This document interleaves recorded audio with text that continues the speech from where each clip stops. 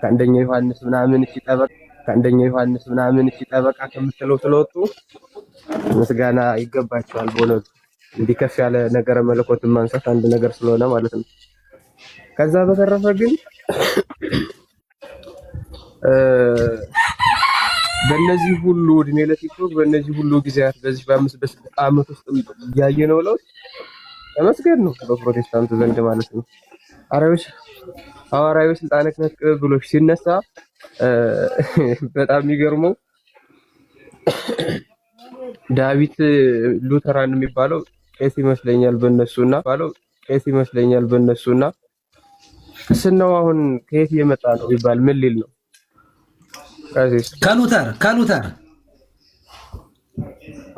እሺ ከሉተር መጣ። በጣም ጥሩ። የሉተር ቅስና እንግዲህ የሉተር አይፈርስም የተወራ እሱን ሳነሳው ባይዘው ያስወረዱኝ እኮ ሰምታል። እሱን እኮ አነሳሁት እኮ እሱን ሳነሳ አስወረ ማለት አፈኑኝ። እሱን ማንሳት አትችልም አሉኝ። እንትን ከዚህ በፊት ታስታውሱ ከሆነ ቀሲስ ሁለት አይነት ሰክሴሽኖች አሉ ወይም ሁለት አይነት ክትትሎች ብለን ነበር። አንደኛው ሐዋርያዊ ክትትል ነው። ሐዋርያዊ ክትትል በክህነት በስልጣን በትምህርት ብለናል። ሁለተኛው ደግሞ ሄሬቲካል ሰክሴሽን ነው ወይም ምንፍቅናዊ ቅብብሎች። ሄሬቲካል ሰክሴሽን ውስጥ ደግሞ ልክ እንደዚሁ ትምህርት፣ ምንፍቅና እና ሶስተኛውን ደግሞ ድንቁርና ብለን ነበር። እና እኔ ቢያንስ ዳዊት የሚባለው ልጅ እውነቱን ለመናገር በጣም የማስተዋል ወደ እውነት የማድላት ዝንባሌ ያለው ብዬ አስብ ነበረ። ከዛ ግን በሐሰት መክሰስ ያየው ከመግባቱ በፊት ምን ሲል ነበረ? ሙስሊም ጳጳስ ተሾሞ መጣ ሲል ነበረ። እኔ ሙሉ ቪዲዮ ሪኮርድ ወላለኝ ሙሉ ማለት ነው። ከዛ አየው ገብቶ ካጨነቀው በኋላ ደግሞ ቀየረና አላልኩም ሲል እንዴ ሰውዬ ቀለም ተከሽኖ ነው እንዳልኩኝ። ከዛ ያደጋ ጊዜ ተጣሪ በገድላት ላይ ከፍተኛ ጥናት እየሰራ እንትና ቀለም ወርቅ አይተንፍሱ አለ ምናምን ወደሱ ሁላ ሪፈር ናልኝ ነው እኮ በቻይንኛ ወይ ወንድምህን አርዳው ሄልፕ ሚ እያለ ነው። ቀለሜ እንደ አይነት ጉዳይ ስለማይመስጠው አይ ዳሪያስ ነው የሚል እሱ። ኧረ ዳሪያስ ነው የሚለው። አዎ እሱ ራሱ አሁን ብዙ ራዕይ እያየ ያለ ሰው ነው። እንደ አይነት ነገር ላይ መስጠው ይችላል። ወደ ቁም ነገሩ ስንመለስ ግን ሐዋርያዊ ስልጣነ ክህነት ክትትል ማለት ቤተክርስቲያን የምትቆምበት አምድ ነው። በአጭሩ ድህነት የሚገኘው በምስጢራት ነው። በእምነት በኩል በሚፈጽሙ ምስጢራት ማለት ነው። እነዛ ምስጢራት ደግሞ ያለ ካህናት ሊፈጸሙ አይችሉም።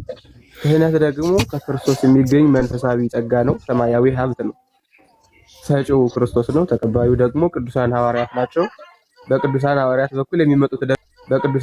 በኩል የሚመጡት ደግሞ አሉ ማለት ነው። ለዚህ እንደው ሌላ ሩቅ ሳትሄዱ ዲያቆናት የነበራቸውን ሮል እንኳን ብትመለከቱ የሐዋርያት ሥራ ምዕራፍ 4 ላይ ማስተማርና ማጥመቅ እንጂ የእጅ መጫን አገልግሎት ከዲያቆናት ጁሪስዲክሽን ውጪ ነበር እና ኑሮታ የሚሰሩት ሐዋርያት ክህነት ያላቸው ናቸው። ዮሐንስና ጴጥሮስ ሲመጡ ነው የእጅ መጫና የጸጋ መንፈስ ቅዱስን የሚያሳድሩት ማለት ነው።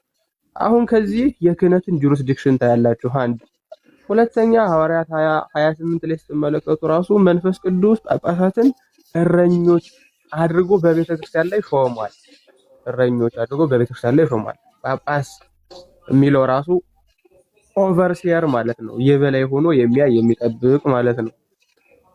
ስለዚህ አሁን የእግዚአብሔር መንጋ ክርስቶስ ቤተክርስቲያን ብሎ የሚናገርላት ያቺ መንጋ በእሱ እረኝነት ስር ገብተው የሚጠብቁ ጳጳሳት አሏት።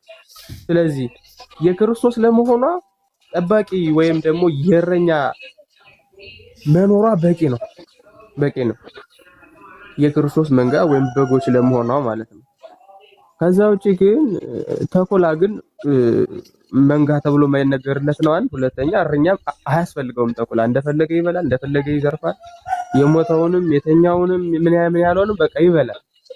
እነ ዳዊትንም ካያችኋቸው ሌሎቹ ጳጳሳት አልነበሩም የሚል ደግሞ ጽሑፍ የለም ደግሞ እና እንዴት አድርገው ይሄንን እንዴት እንዳመጣው ራሱ ግራ ገባኝ። እና ሾመ የሚለው ይኸው ይሄም ይላል አቡነ ጳውሎስ ነገሌን ሾሙ፣ አቡነ ማትያስ ገሌን ሾሙ ሲባል ሌሎች ጳጳሳት የሉም ማለት ነው ብዬ ይሄንን ለማስረዳት ሞከርኩኝ። ታሪክ ላይ አውጥቼ ማለት ነው እያነበብኩኝ ለማስረዳት ሞክሬ ነበረ። አይ ቲንክ ተረድቷል። ያልገባው ነገር ነበር ተረድቷል። ግን አይ ዶንት ጊቭ አፕ አይነት ነው። በቃ እጅ አልሰጥም ካፈርኩ አይመልሰኝ ነው የሆነው። በቀጣዩ ግን እንደተባለው ከካልቪኒስቶች ጋራ የሚመሳሰሉበትን የጸጋ ትምህርት፣ ሁለተኛ የመጽሐፈ ስምምነትን ትቀበላላችሁ ወይ? አይቀበሉም። የአየር ላይ ያሉት የሉም። ስለማይቀበሉ ወሬ ላይ ብቻ ስለሆነ ያሉት እነዚህ እነማን አሉ ከጴንጤቆስጣል ጋር አብረው ህብረት የሚያደርጉ እነ ኤፍሬም ደብሊው ምንድነው እነ አብዱል ሰላም ትክክለኛ መሬት ላይ ያሉት እነሱ ስለሆኑ ከነሱ ጋር ማውራት እንጀምራለን ማለት ነው። ከነሱ ጋር እናወራለን እና መጽሐፈ ስምምነትን ራሱ እንደማይቀበሉ ቡኮፍ ኮንኮርድ እና ይሄ አጠቃላይ ካታኪዝማቸውን አየር ላይ ያለ እንጂ መሬት ላይ የሌለ መሆኑን እናሳያለን።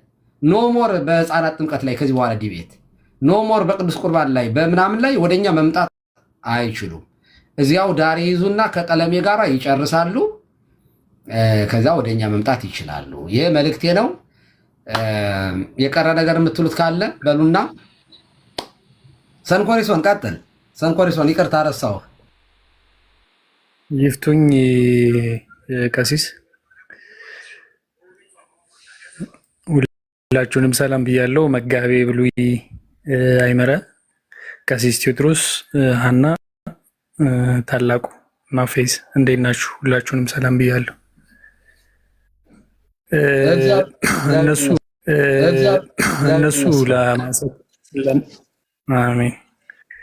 እነሱ ያው ለማንሳት የፈለጉት ቅድም ታላቁም ብሏል፣ የኖቫቲያንስ እና ዶናቲስት የሚባሉ መናፍቃን ነበሩ። ለስልጣኑ ኢንቫሊድ ለማድረግ ነው። ቅዱስ ቁርባን ላይ የስልጣነ ክህነትን ኢንቫሊድ ለማድረግ ነው። ኢንቫሊድ ናቸው ለማለት ነው። አትናቲዎትን ያነሱት ኢንቫሊድ አድርገው ያው የእነሱም ቅድም አመጣጡም ስለማይታወቅ የሆነ አፖስቶሊክ ሰክሴሽንም የተቋረጠ ስለሆነ ከዛ አንጻር ነው ብዙ ጊዜ የሚያነሱት እና የዶናቲስት አይነት ክርክር ነው የሚከራከሩት። እነሱ ያው ዶናቲስት ቅልቅል ነው፣ የኖቫቲያንስ እና ዶናቲስት አይነት ነገር ነው። ፕላስ ደግሞ ሂስቶሪካል እንትናቸው የሚያጠኑት ነገር ፋላስ ይፈጥራሉ። ነጩ መንበር ምናምን እያደረጉ እንትን የሚያደርጉ የፖለቲካ ምናምን ለመስራት እንደገና ቤተክርስቲያኗን ደግሞ ሰክሴሽኗ ተቋርጧል ለማለት የሞከሩት እንትን ነው፣ ሚስኮት ለማድረግ ነው። እንደገና ደግሞ የአሌክሳንድሪያ የኢትዮጵያ ቤተክርስቲያን ከአሌክሳንድሪያም ስለተቀበለችው ወደዛ እንትን ለማድረግ ስለሆነ ከዛ አንጻር ነው። እና የማታውን ደግሞ እያየሁት ነበር። ያው ፕሪሚኒንስ ግሬስ ላይ ነው እነሱ ኢንሲስትድ የሚሆኑት። ያው ጸጋ ብቻ ስለሆነ ግሬስ አሉን የሚለው ላይ ነው። ቤተክርስቲያን እኛ ቤተክርስቲያን የምታስተምረው ያው የሲነርጂዝም አስተምሮ ነው። ያ ማለት የእግዚአብሔር ጸጋ አለ፣ እንደገና ደግሞ የሰው ፈቃድ አለ። ነገር ግን ያ የነፃ ፈቃዳችን እንትኑን ነው የእግዚአብሔርን ጸጋ በር የሚከፍት ነው እንጂ እግዚአብሔር 100% የሰው ልጅ 100% የሰው ልጅ 100% የሰው ልጅ 100% አይደለም። ለጸጋው በሩን መክፈት ነው ነፃ ፈቃዱ። ከዛ አንጻር የሚወያዩ ከሆነ በዛ ቢኬድበት በጣም አሪፍ ነው። ጸጋ ብቻ የሚለው አስተምሮ ማለት ነው። እንደገና ይሄ የሂስቶሪካል ፋላሲ የሚሰሩትን ደግሞ ወይ በደንብ አንብበው ይምጡ። ቤተክርስቲያኗን ክሌም የሚያደርጉ ከሆነ ቤተክርስቲያን የሐሰት ትርክት የሚተርኩ ከሆነ እነሱንም ነው መልሶ አታክ የሚያደርጋቸው። እና ከዚህ አንጻር ብዙ የሚባል ነገሮች ስላሉ እና ወደዛ ብንመለስ የሚል ሀሳብ አለ። ምናልባት ግን ሰንኮሪስ ጥሩ ሀሳብ ነው ያነሳው። እንትኑን ከማየታችን በፊት አሁን ይሄ ብቻ የሚለው ራሱ ከመምጣቱ በፊት ጸጋ ወይም ግሬስ እንዴት ነው በሁለቱ ቤተ እምነት ዲፋይን የሚደረገው? እሱን ማየት እኮ መቻል አለብን አይደለ? እኛ ጸጋ ስንል ምን እያለን ነው? እነሱ ጸጋ ሲሉ ምን እያሉ ነው የሚለው ሁለቱን ልዩነቱን ካየን በኋላ ብቻ የሚለው ትክክል ነው ወይስ አይደለም ምናምን ያን ደግሞ ማየት እንችላለን። ግን ግሬስ ምንድነው ወይም ጸጋ ምንድነው በሁለቱ ቤተ እምነት የሚለውን የተወሰነ ብናየው ጥሩ ይመስለኛል አስቀድመን።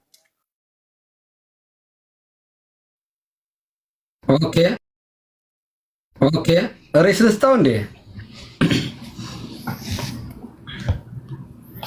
ዲቴል ምን ሄድበት ከሆነ መምህር በረከት እንኳን ደህና መጡ። ደህና ነዎት? እርሶማ በስመ አብ አንድ የሆነ በጣም አጥፍቶ ጠፊ ያሉት አጥፍቶ ጠፊ ይደገም። መምህር በረከት ሰላም ይበሉንና ሰላም። ቀሲስ ይባርኮን ይፍቱን፣ ቀሲስ ቴዎድሮስ መጋቤ እንዴት አሉ? ሰላም ብያለሁ ሁላችሁንም። ታላቁ ዛሬ የጠፉ ሰዎች ሁሉ ታይተዋል። እኔ ቤት ነዋ።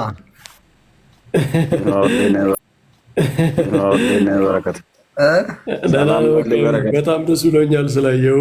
እንደውም ገርሞኛል ከገባሁ በኋላ ነው ያየው ራሱ። እኔ ቤት ነዋ። ሰብሳቢ ነው። በጣም ደስ ይላል። ታላቁም እንደዚሁ ጠፍቶ ነበር። ፌስ ሰላም ብያለሁ። ሰንኮሪስ ሁላችሁንም ማና ታላቁን ግን አይቼው አላውቅም። ምንድን ነው? እኔ ታላቁን እኮ ጠረጥረዋለሁኝ።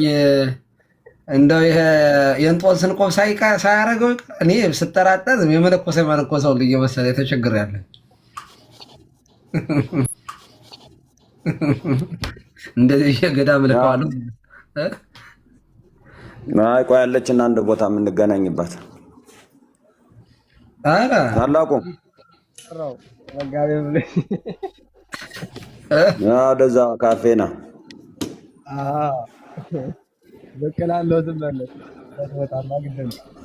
አንድ ቀን ካፌና ወይስ ታስቀኑ ማርያምን? እንደው እንደዚህ መቼ ነው ግን እኔ ማርያምን እንደዚህ እንደው እዚህ ቦታ እንገናኝ የምለው አለችን። ታላቁና እኔ የምንገናኝበት አለችን። ታስቀናላችሁ። እሺ ቀጥሉ። መምህር በረከት ነው ታላቁ ማየት ትፈልግ አንተ ያን ማለት ማሳየት የምትፈልገው ነገር አለ?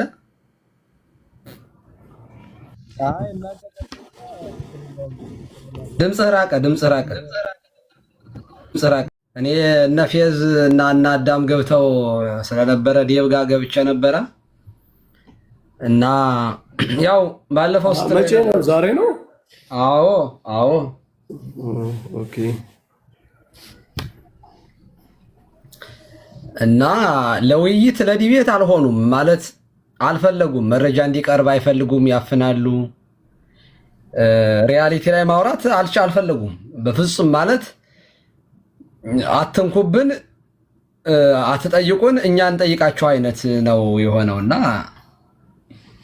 ግን ሆኖም ግን እውነት እንዳይመስል የሆነ ነገር ማሳየት ተገቢ ስለነበረ አሳይተናል። የአቅማችንን የምንችለውን ያክል በተለይ ፌዝ በደንብ ነው እውነት ለመናገር መረጃ እያወጣ በስነ ስርዓት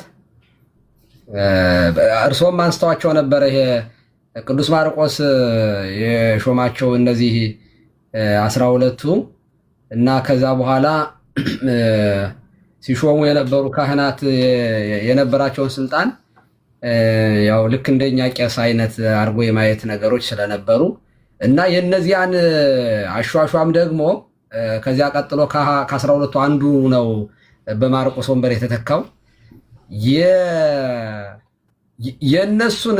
እነሱ ሲሾሙበት የነበረውን አሿሿም ከምን ጋር በምን ሕግ ጠየቁ? በአፖስቶሊክ ካኖን ላይ በሁለተኛው መቶ ክፍለ ዘመን ላይ የተቀነነውን ቀኑን አንስተው በዚያ መዳኘትና ከዚያም እንትን 3 ጳጳሳት ነው መሾም ያለባቸው። በዚህ መሰረት እዚያ ጋር የሾሙት እንደዚህ አይደለ ምናምን የሚል ነገር ነው። እኔ ምንም እንደው የሚጨበጥም ነገር አልነበረውም። በብሉይ ኪዳን ያሉትን ሰዎችን በአዲስ ኪዳን ሕግ መዳኘት ማለት ነው። እንደዚህ ያሉት ነገሮች ነበሩ እና ከዛ በተረፈ አቡነ ተክለ ሃይማኖትን ብፁዕ ቅዱስ አቡነ ደርግ ነው የሾሟቸው። ብፁዕ ቅዱስ አቡነ ቴዎፍሎስ ደርግ ስለገደላቸው አለ። ስለዚህ እሳቸው ራሱ ደርግ ስለሆነ የሾማቸው እንዲሁ በጣም እውነት ለመናገር ደርግ ነው እንደ እጁን የጫነባቸው። ሲሪየስሊ እንደዚህ አለ። ደግሞ ማለት እሱ ብቻ ሳይሆን አባ ሰላማን አትናቴዎስ ነው የሾመው አለ። ኦኬ አትናቴዎስ ደግሞ ብቻውን ነው የሾመው። እንዴ ብቻውን የሚል የለም ሾመው ይላል። ሾመው የምትለው አንቀጽ እንትኗ ግሷ የአንድ አንቀጽ ስለሆነ ይሄ ማለት ያው አቡነ ጳውሎስ እንደዚህ ኤጲስቆጶሳትን ሾሙ፣ አቡነ ማትያስ ይህን ያህል ሾሙ፣ አቡነ ቴዎፍሎስ ሾሙ ሲባል በአንዱ በፓትርያርኩ መጠራት ነው። ይሄ የታሪክ አጻጻፍ እንትን ነው ብዬ ለማስረዳት ሞከርኩ። አይ ሾመ ስለሚል ብቻውን ነው የሾመ እና እኔ እንደዚህ ያለ ንባብ በህይወቴ ገጥሞኝም በተለይ ማቾርድ ከሆነ ሰው የሚጠበቅ ስላልሆነ የምትሉት ነገር ካለ በሉበት፣ ካልሆነ ግን ወደ ጸጋ ብቻ ትምህርታቸው ስለ ቦንዴጃቸውን ያው እንወንደው ወደዚያው መግባት ነው የሚሻለው። አይ ይሄ እኮ የጥንት ቤተክርስቲያንን በደንብ ያለመረዳት ይመስለኛል። ማለት ኤቭሪቲንግ ዩኒፎርም አልነበረም በጥንት ቤተክርስቲያን። በኋላ ቀኖናዎች በአንድ አካባቢ የሚታወቁ ቀኖናዎች ዩኒቨርሳል እየሆኑ ሁሉም ሰው እየተቀበላቸው እንደዚህ ይሄዳል እንጂ ሁሉም ነገር የቅዳሴው ስርዓት፣ የጳጳሳት አሿሿም፣ የካህናት አሿሿም፣ የጥምቀት ስርዓት፣ ሁሉም ነገር እንደው ዝም ብሎ ዩኒፎርም የሆነ አይነት አድርጎ ማሰብ ራሱ ስህተት ነው። እንደዛ አልነበረም እና የአሌክሳንድሪያ ኬዝ ደግሞ ለየት ያለ ነው። ምክንያቱም አሌክሳንድሪያ የተነጠለች ከሌላው እንትን ነጠል ያለች በዚህ በአፍሪካ በኩል ያለች የክርስትና እንትን ነች፣ ሀገረ ስብከት ነበረች። ስለዚህ እዚያ ላይ ብዙ ጳጳሳት አልነበሩም። ስለዚህ ምን አደረገ? ቅዱስ ማርቆስ እኮ ነው ራሱ የሰራው። ቅዱስ ማርቆስ 12 ካህናትን መረጠና ከእናንተ መካከል ጳጳሳትን ሹሙ አለ እና ኦልሬዲ ስልጣን ሰጣቸው ማለት እኮ ነው። ጳጳስ የመሾም ስልጣን ሰጣቸው። ምን ማለት ነው ይሄ? በቃ እነዚህ ሰዎች አሁን በምናውቀው የካህናት የስልጣን ሊሚት ብቻ የሚገደቡ አይደለም። ማርቆስ ራሱ እንዲሾሙ ሰጣቸው እኮ ማለት ነው። ስለዚህ ከዚህ ንግግር ራሳቸው ከጠቀሱት ነገር እነዚህ ሰዎች በማርቆስ የተፈቀደላቸው ናቸው ጳጳስ እንዲሾሙ። ምን ማለት ነው? በጣም ሪስትሪክትድ በሆነ መንገድ የጵጵስና ሹመት ራሱ ተሰጥቷቸዋል፣ ኮንዲሽናሊ ማለት ነው። ይሄ አይነት ሁኔታ ደግሞ በጥንት ቤተክርስቲያን ነበረ። እንትን ላይ ራሱ ጎግል አድርጋቸው ማየት ትችላላችሁ። ኮሮ ኤጲስኮጶስ የሚባሉ ነበሩ። አራተኛው ክፍለ ዘመን ላይ ነው ይሄ አንካራ ምናምን የሚባሉ ጉባኤያት ላይ ይሄ የቀረው ማለት ነው።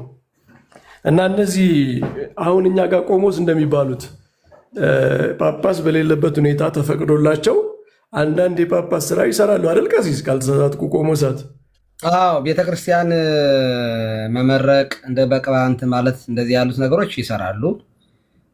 ማመንከስ እንደዚህ ያሉት ካህናት እንደዚህ አሁን የኢትዮጵያ ቤተክርስቲያን እንደዚህ አይነት በጣም ጥንታዊ ነገሮች ሪሚንንቱ አልጠፋም አለ እና እንደዚህ አይነት ናቸው።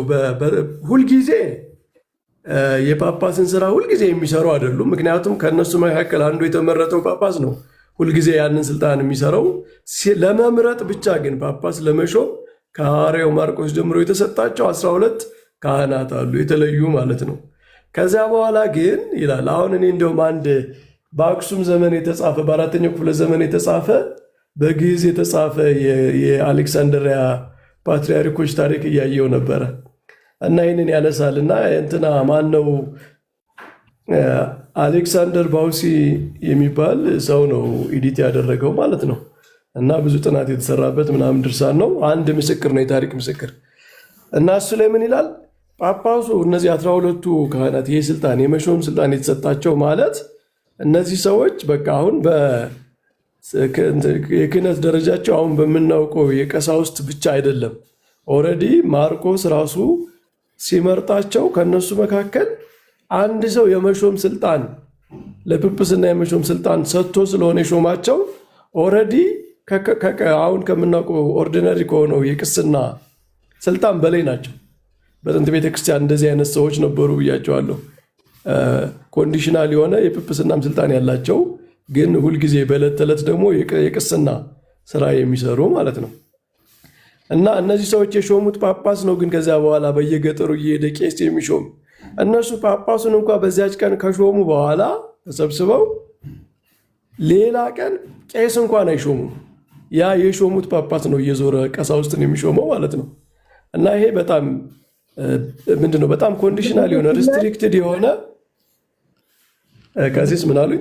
በነገራችን ላይ ከነዚህ ቅዱስ ማርቆስ የሾማቸው ሰዎች እንትን አባቶች ማርቆስ ሲያልፍ አንደኛው ከነዚህ ከ12ቱ ነው አንደኛው የተተካው። በቃ እንደዛ ሁልጊዜ እንደዛ ነው የሚሆነው። አሁን እንደዛ ከ12ቱ ኦልሬዲ የማርቆስ ስልጣን ነው በእነሱ የሚቀጥለው።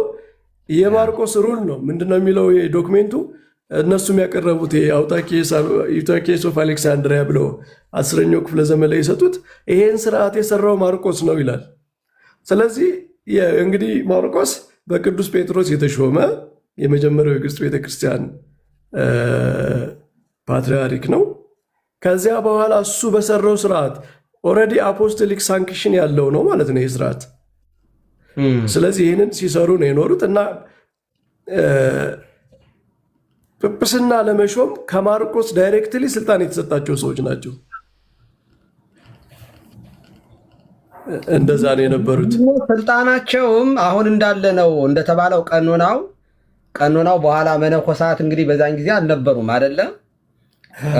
የምንኩስና ስርዓት አልተጀመረም እና በኋላ ያገቡ ያላገቡ የሚለው እንትን እያደገ የዴቨሎፕ እየተደረገ እያደገ የመጣ ይሆንና ለምሳሌ ጢሞቴዎስ ላይ አንድ የቤተክርስቲያን አስተዳዳሪ ሊሆን የሚገባ ኤጲስቆጶስ ሊሾም የሚገባው ብሎ የአንዲት ሚስት ባል የሆነ ልጆቹን በስርዓት የሚያሳድግ እንደዚህ እያለ የሚላቸዋሉ። እና ማርቆስ አንደኛ 12 ቁጥራቸውን ራሱ 12 ማድረጉ በ12 ሐዋርያት ምሳሌ ነው አፖይንት የሚያደርጋቸው እንትን የመረጣቸው። ሁለተኛ ስልጣናቸው ራሱ እዚያ ጢሞቴዎስ ላይ ካለው ጋራ የተቀራረበ ነገር አይደለም ወይ? ሁለተኛ እኔ እንደውም ለዳዊት ያልኩት እንደኔ ያለ ቄሶች እንደኔ ያለ ስልጣን ከኔ በጣም በእኔ ደረጃ የምታይ ከሆነ ስህተት ነው። ምክንያቱም አሁን ላይ ያለው ቀኖናው እኔ እንዳቆርብ እንዳጠምቅ እንድባረክ ነው እንጂ ዲያቆናትን እንድሾም ያ ቀኖናው አይፈቅድልኝም። እነሱ ላይ ግን ይሄ ቀኖናው የሚያግድ አይደለም። ስለዚህ ሹመቱ ሁለተኛ እኔ ያነሳሁት በአንዲቷ ቤተክርስቲያን እየተጠየቁ ያውቃሉ ወይ ነው ዋናው እኮ ማሰሪያው። አንዲቱ ቤተክርስቲያን ይሄንን ጥያቄ አቅርባ ታውቃለች ወይ? ለእስክንድሮስ ጉባኤ ኒቅያ ላይ ሲቀመጥ በመንበረ ማርቆስ የእስክንድሪያው ፓትርያርክ የነበረው እና አትናቴዎስ ይህንን ሲያደርጉ አንዲቷን ቤተክርስቲያን አይደለም እየመሩት እና ያለ ዊዛውት ሰክሰሽን ወይም ደግሞ ክህነት ነው እንዴት ያ አውቶሪቲ አንዲቷ ቤተክርስቲያን ይህንን እየፈቀደች እና እንዴት ሊጠይቁ ራሱ ቻሉ? እኔ አሁን ግራ የገባኝ ማለት አሪዎስ ከሆነ ንስጥሮስ ከሆነ መቅዶኒዎስ ከሆነ ቢያነሳው በእውነት ለመናገር ያው መቼስ ስለተመቱ ነው ከቤተ ክርስቲያን ተወግዘው ስለተለዩ ነው ይባላል። እነዚህ ግን የኒቅያን ጉባኤ ውሳኔ እንቀበላለን አትናቴዎስ አባታችን ነው እያሉ የኤፌሶን ጉባኤ እነዚህን እንቀበላለን እያሉ መልሰው በጠረባ የሚሉት የቆሙበት እንትን በጣም ነው ያዘንኩኝነት ለመናገር የሚጋጭ ሆኖ ነው ያየሁት። ቀሲስ መምህር እንትኑን ቀይረውታል። ልክ እንደ ስስት ነው የሚቀያየሩት። እኛ እንደ አፖስቶሊክ ሰክሴሽን ስንል ትምህርቱን ነው እያሉ ነው። ደግሞ ትምህርቱ ነው የቀጠለው እንጂ አፖስቶሊክ ሰክሴሽን ቢባል የለም። ወደ ትምህርት ደግሞ ዞሩ። ይሄ ፕሮቴስታንት ዲፊኒሽን ነው። በእነሱ ዲፊኒሽን እንደዛ ሊሆን ይችላል። በእኛ ግን አፖስቶሊክ ሰክሴሽን በሁለት መንገድ ነው፣ በትምህርትም በክህነትም ነው፣ በቅብብሎች ማለት ነው። እና ቀሲስ እንዳሉት ከጥንታዊቷ ቤተክርስቲያን ለክህነት ቅብብል ለሐዋርያዊ ክህነት ቅብብል ከምትጨነቀው በላይ ተጨንቀው ነው ወይ እነሱ ወይም እነሱ ጥንታዊቷ ቤተክርስቲያን ከነበራት ስትሪክት የሆነ የሐዋርያዊ ቅብብሎች አቋም የበለጠ አቋም ስላላቸው ነው ወይ ጥንታዊቷ ቤተክርስቲያን ይህን ሳትጠይቅ እነሱ የሚጠይቁት ያሉት ትክክል ነው።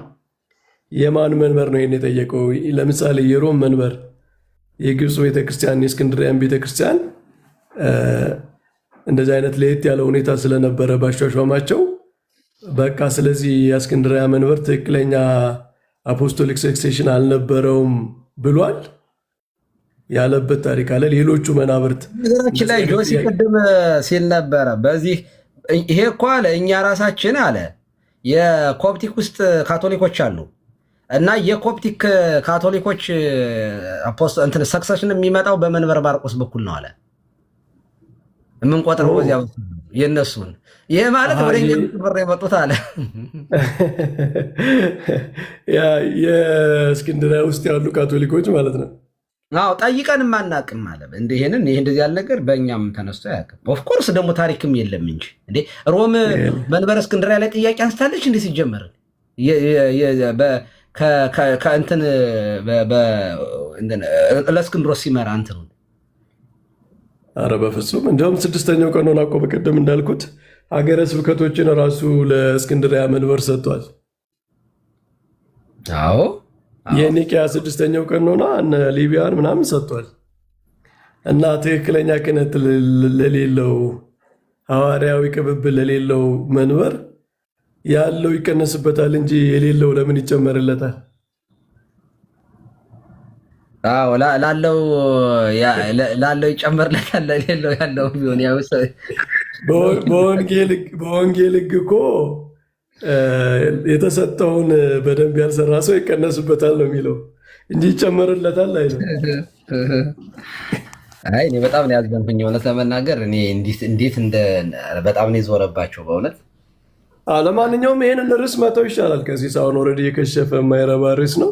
አዎ አይ መረጃም እንድናቀርብም ስላልፈለጉ ዝም ብለው ማውራት ስለሆነ የፈለጉት እንደተባለው አጀንዳ ለማስቀየር ሊሆን ስለሚችል ወደ ጸጋ ብቻ እምነታቸውና የቦንዴጅ ኦፍ ዘ ዊል እሱ ይተንተን በደንብ እሱ ይወራበት። በጣም አድራሻ የሌለው ይሄ እምነት ይፈጠራል የሚለው ራሱ እኮ በቃ ምንም እነሱ ቤት እኮ ለህፃናት እምነት እግዚአብሔር አምጥቶ ይከታል ይፈጥርላቸዋል እኮ እምነቱ ራሱ እኮ አምጥቶ እዚያው ህፃናት ውስጥ የሚከተት ነገር ነው። እና ይሄ ሁሉ ገና ብዙ ይሄ የእምነት ዲፊኒሽን ራሱ በጥንት ቤተክርስቲያን የሌለ ነው። እምነት እኮ የሰውን ፈቃድ እና ማነው እነ ቀሌምንጦስ ዘእስክንድርያ ሌሎችም አባቶች እንደተናገሩት እምነት እምነት ሁለት ነገር አለው። አንደኛ ቮለንተሪ መሆን አለበት፣ ቮለንተሪ የሆነ በፈቃድ የሆነ መሆን አለበት። ሁለተኛ ደግሞ እምነት ኢንተሌክቹዋል የሆነ አሴንት ነው የሚሉት ዲፋይንስ ያደረጉት ማለት የእውቀት ከፍ ማለት ነገር እግዚአብሔርን ለመቀበል የሚያስችል የእውቀት የመረዳት ከፍታ ነው እምነት። እና ይሄ ኢንተሌክቹዋል የሆነ አስፔክት አለው፣ የፈቃድ አስፔክት አለው። ስለዚህ ሰውየውን ግዴታ ኢንቮልቭ ያደርጋል ማለት ነው። የሰውየውን ተሳትፎ ይጠይቃል ማለት ነው። እና ሰውየው ሬዚስታንት በሆነበት ምንም በሌለበት ተቃራኒ በሆነበት እምነት ተፈጥሮለታል ማለት የእምነት ዲፊኒሽንን ራሱ ያዛባል ማለት እምነት ራሱ ዝም ብሎ ምንድነው ከእግዚአብሔር ተቃራኒ በሆነ ሰው ውስጥ የሚገባ ከሆነ መጥቶ እምነት መሆኑ ይቀራል ማለት ነው። የሆነ መድኃኒትን ሰውን ምንድነው አፉን ይዘው እንደሚሰጡት ፈቃደኛም ባይሆን ግዴታ ምን ታስሮ ምናምን ይሰጣል አይደል? እንደዚህ አይነት ነው የሚሆነው ማለት ነው። ምናልባት ለዚህ ነገር መነሻቸው ምንድነው የሚለውን ማየት እኮ ጥሩ ይመስለኛል። አሁን ሰው ከውድቀት በኋላ የሰው ልጅ ፍሪ ዊሉ ፓሲቭ ነው ብለው ነው የሚያምኑት እኮ እነሱ አይደለ? ተሲሶቹን ዲስፒዩት እያደረገበትን የሉተርን ስራ ብትመለከቱ አንዴ ከፍቼ ላሳያችሁ የሚመች ከሆነ እስኪ አንዴ ጥሩ እሺ ታላቁ ሉተርስ ወርክ የሚል አንድ መጽሐፍ አለ። አሜሪካን አሶሲዬሽን ነው ያሳተሙ። እንደ መጽሐፉን ላሳያችሁና ስለ ፍሪ ዊል ምን እንደሚል በደንብ እንድታዩት ስለፈለኩኝ ነው። ያው ሉተርስ ወርክ አሜሪካን ኤዲሽን ቮሊዩም 31 ላይ ነው። ቮሊዩም 31 የማርቲን ሉተር መከራከሪያዎች በሙሉ በደንብ ነው የሚያነሳው። ይሄው ብራዘር ማርቲን ሉተር ያው ማስተር ኦፍ ሳክሬድ ቴዎሎጂ ነው የሚለው የተከበረው ነገረ መለኮት ማስተር ነው የሚለው ማርቲን ሉተርን ማለት ነው። በ18 ግንቦት ወር ላይ የተደረገ ክርክር ላይ የሱን ቴዎሎጂካል ቦታዎች ነው የሚያስቀምጠው። ይሄ ማርቲን ሉተር የሚያምንባቸውን መሰረታዊያን ዶግማዎቹንና ይሄንን ነው ዲፌንድ የሚያደርገው እሱ በኋላ ላይ ማለት ነው። ሜቢ አንዴ ይታያል አይደለ ቀሲስ? ብዙ ይይላል ትንሽ በጀት አለው። አዎ ጥሩ ነበር። ግን እስኪ የውሻዋ ድምፅ ይሆን እንትን ያለው ቆሎ ተማሪ እያየች ነው። እስኪ ራቅ አድርገው፣ ትንሽ ራቅ። ኦኬ እንደዚህ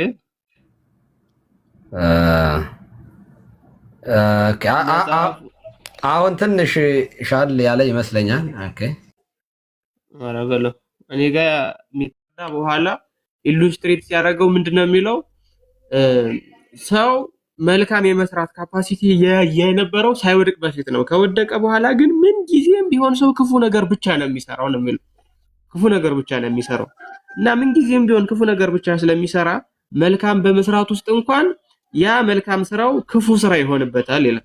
ኢማጂን አሁን ምን አይነት ቴዎሎጂ እንደሆነ ራሱ ወላሁ አለም ምን አይነት ቴዎሎጂ እንደሆነ ከዚህ ተነስቶ ስለሚመጣ ሰው ከውድቀት በኋላ መልካም ነገር የመስራት ካፓሲቲ የለውም ብሎ ስለሚያስብ ህፃናት ራሳቸው የሚያምኑት ከእግዚአብሔር በሚሰጣቸውና በውስጣቸው በሚቀመጥ ማመን ችሎታ ነው። የማመን ችሎታ ማለት ነው። ያ ማለት ምንድነው የሚያደርገው? ሰውን በቃ እግዚአብሔር የመረጠውን ያድናል፣ የመረጠውን ይገድላል ማለት ነው። ይሄ ቃዳ ወልቀጥር ትምህርት በእስልምናውም እኮ አለ። የእስልምናው ግን አትሊስት በጣም የተሻለ ነው። ሰውንና ጅንን ጀሃነምን ለመሙላት ፈጠርን ብሎ ለምሳሌ ሱረቱል አዕራፍ ላይ ይናገራል። ግልጽ ነው በቃ ሰውን ለምን እንደፈጠረው የሆኑ ሰዎችን ለጀሃነም መሙያ ፈጠሪያቸዋለሁ ይላል ለምሳሌ አላህ ማለት ነው። እዚህ ጋር ግን ከመጣችሁ እግዚአብሔር የሆኑ ሰዎች የማመን ካፓሲቲ ይሰጣቸዋል። ለምን? ማመን መልካም ስራ ስለሆነ በራሳቸው ማድረግ ስለማይችሉ ነው። በራሳቸው ማድረግ ስለማይችሉ ያንን የመልካም ስራ ውጤት የሚሆነው ማመንን ምን ያደርግላቸዋል? በህፃናት ልቦናም ውስጥ ይሁን በተላላቆች ልቦና ውስጥ እንዲያምኑ ማመንን በልባቸው ውስጥ ያስቀምጣል ማለት ነው። በዚህ ራሱ ብንሄድ ሁለት የማይመለሱ ጥያቄዎች አሉ። የመጀመሪያው ጥያቄ ድህነትን የምታገኙት በእምነት በኩል በሆነ ጸጋ ነው አይደለ? ፕሮቴስታንቶች እንደዛ ነው እስከዛሬ የምትሉት።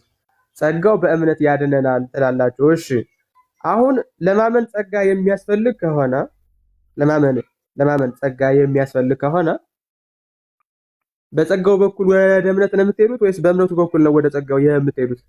የትኛው ነው የሚቀድመው ለእናንተ ለፕሮቴስታንቱ ዓለም ማለት ነው። ስለዚህ ምናልባት አሁን ይሄ ከእንትን ጋር የተያያዘ ከማመን ጋር ካለማመን ጋር ከመዳን ጋር ካለመዳን ጋር የተያያዘው ትምህርታቸው መሰረታዊ ችግሩና በሽታው ያለ እዚህ ላይ ነው። ፍሪ ዊል ከውድቀት በኋላ የለም የሚለው ትምህርታቸው በጣም የሚገርም እሳቤ ነው እና ከዛ ተነስተው ነው አሁን የምንላቸውን ከዚህ በኋላ የምናነሳቸውን በጣም ከመጽሐፍ ቅዱስ ጋር ቀጥታ የሚጋጩ ትምህርቶችንም ሊሆን ይዘው የሚመጡትና ማስረጃ የለውም። የሆነ አንዳንድ ምንፍቅና ጠቅሳለሁ የሆነ ዳይሬክት የሚጠቀስ ይሄ እኮ የሚጠቀስም የለውም እኮ አሁን አብርሃም በብሉይ ኪዳን የነበሩ ሰዎች ራሱ አብርሃም አመነ ጽድቅ ሆኖ ተቆጠረለት ይላል። እሺ አብርሃም ቦንዴ እንትን እስራቱ መቼ ነው የተፈታለት? በነገራችን ላይ ይሄ በሐዲስ ኪዳን ብቻ ምናምን ሳይሆን በብሉይ ኪዳን ራሱ ያመኑ ሰዎች ከቦንዴጅ ውስጥ ከስራት ውስጥ ተፈተው ነው ብለው ነው የሚያምኑት ብሎኛል። እኔ አንዱ ሲከራከረኝ አዎ ትክክል ነው። ምክንያቱም ቤዚክ የሆነው ቴዎሎጂካል ዶክትሪናቸው ምንድነው? በየትኛውም ዘመን ይሁን ከውድቀት በኋላ የሆነ ሰው መልካም ካደረገ ያ ሰው ያ መልካም ድርጊት እግዚአብሔር ነው በውስጡ ያስቀመጠለት እንጂ የመምረጥ ችሎታ የለውም ነው እኮ የሚሉ። አሁን እኔ ለምሳሌ ክርስቶስ የምናገረው መርጭ አይደለም ወይም ፈልጌ አይደለም ወይም ፍቅር ስለያዘኝ አይደለም። ከክርስቶስ ምን ስለሆንኩኝ ነው? በቃ የእግዚአብሔር ፓሲቭ መሳሪያ ነኝ ማለት ነው። በቃ እግዚአብሔር የሚጠቀምብኝ ዱላ ነኝ ማለት ነው። እባብን ግደል ከነበትሩ ገደል የሚባል አገላለጽ አለ አሁን በእኛ ማለት ነው። እግዚአብሔርም ልክ እንደዛ ሰውን ተጠቅሞ ወደ ፈለገው ነገር ውስጥ ይጥለዋል ማለት ነው። ወይ ወደ መንግሥተ ሰማያት ወይ ወደ ሲኦል ይጥለዋል። ይሄ ደግሞ ሙሉ የወንጌልን ትምህርት ጌታ በወንጌል ምን ብሏል? መጥቼ በነገርኳቸው ሐሰት ባልሆነባቸው ማነው ኩነኔ ባልሆነባቸው ነበር አለ። ኃጢአት ባልሆነባቸው ነበር። አሁን ግን አይተውኛል፣ ሰምተውኛል፣ ለኃጢአታቸው ምክንያት የላቸውም አለ። ይሄ እኮ የተነገረላቸው እዛው ክርስቶስ ለሚያስተምራቸው ሰዎች እና ከዛ በኋላ ለምንነሳው ለኛ ነው አይደለም። ስለዚህ አሁን ይሄንን የክርስቶስን ትምህርት ራሱ ገደል የሚከተለው ሰው ክርስቶስን ሰምቶ መምረጥ የሚችል ስላልሆነ በፕሮቴስታንቱ ዶክትሪን በፕሮቴስታንቱ ቴዎሎጂ ሰው የእግዚአብሔርን ትምህርት እኔ አሁን ባለፈው ያቺ ሊያ ነው ማን የምትባል ሴትዮ ሰምታ እግዚአብሔርን መረጠች ምናምን። በፕሮቴስታንቱ ቴዎሎጂ እኮ ያቺ ሰው ፓሲቭ መሳሪያ እኮ ነች። ልክ እንደ ስልክ ነች። አሁን እኔ በስልክ ስናገር የኔን ድምፅ እናንተ ትሰማላችሁ። በቃ ያቺ ሰውም ሊዲያም የምትባለው ሰው ልክ እንደ ስልክ ናት። በቃ እግዚአብሔር መናገር ሲፈልግ በቃ ተናገረባት። ይሄ ስልክ አሁን ነፃ ፈቃድ የለውም። አትናገርብኝ ማለት አይችልም። ምንም ነገር ማድረግ አይችልም። ልክ እንደዚህ ሁሉ ሊዲያንም እግዚአብሔር በቃ ተጠቀመባት ማለት ነው። አለቀ። ስለዚህ መሰረታዊ ቴዎሎጂካል ስህተቱ ደግሞ የሚነሳው ከዚህ ሰው ከውድቀት በኋላ በራሱ መልካም የማድረግ ካፓሲቲ የለውም፣ ነፃ ፈቃድም ቢሆን ስህተት የሆነ ትምህርት ነው የሚል መነሻቸው ነው። አስባችሁት ከሆነ ቅድም ያሳያችሁ ነገር ላይ ሰው መልካም ስራ ሲሰራ እንኳን ያ መልካም ስራው ኃጢአት ይሆንበታል የሚል አሁን እንትን አለ ራሱ። በነገራችን ላይ ቀሲስ እንደዚህ አይነት ሐሳብ ሰምተው ያውቃሉ? መልካም ስራ ሲሰራ መልካሙ ስራ ኃጢአት ይሆንበታል የሚል ትምህርት አለ? ዝሮ ግን በትምህርቱ አይጠቅመውም። በትምህርቱ ዝሮ አይጠቅመውም። ቢያደርገውም አይጠቅመውም። ለምሳሌ ወደ ካልቪኒስቶች ስንወስደው መልካም ሲሰራ ቢሰራም ባይሰራም ካልተመረጠ ስለማይድን አይጠቅመውም።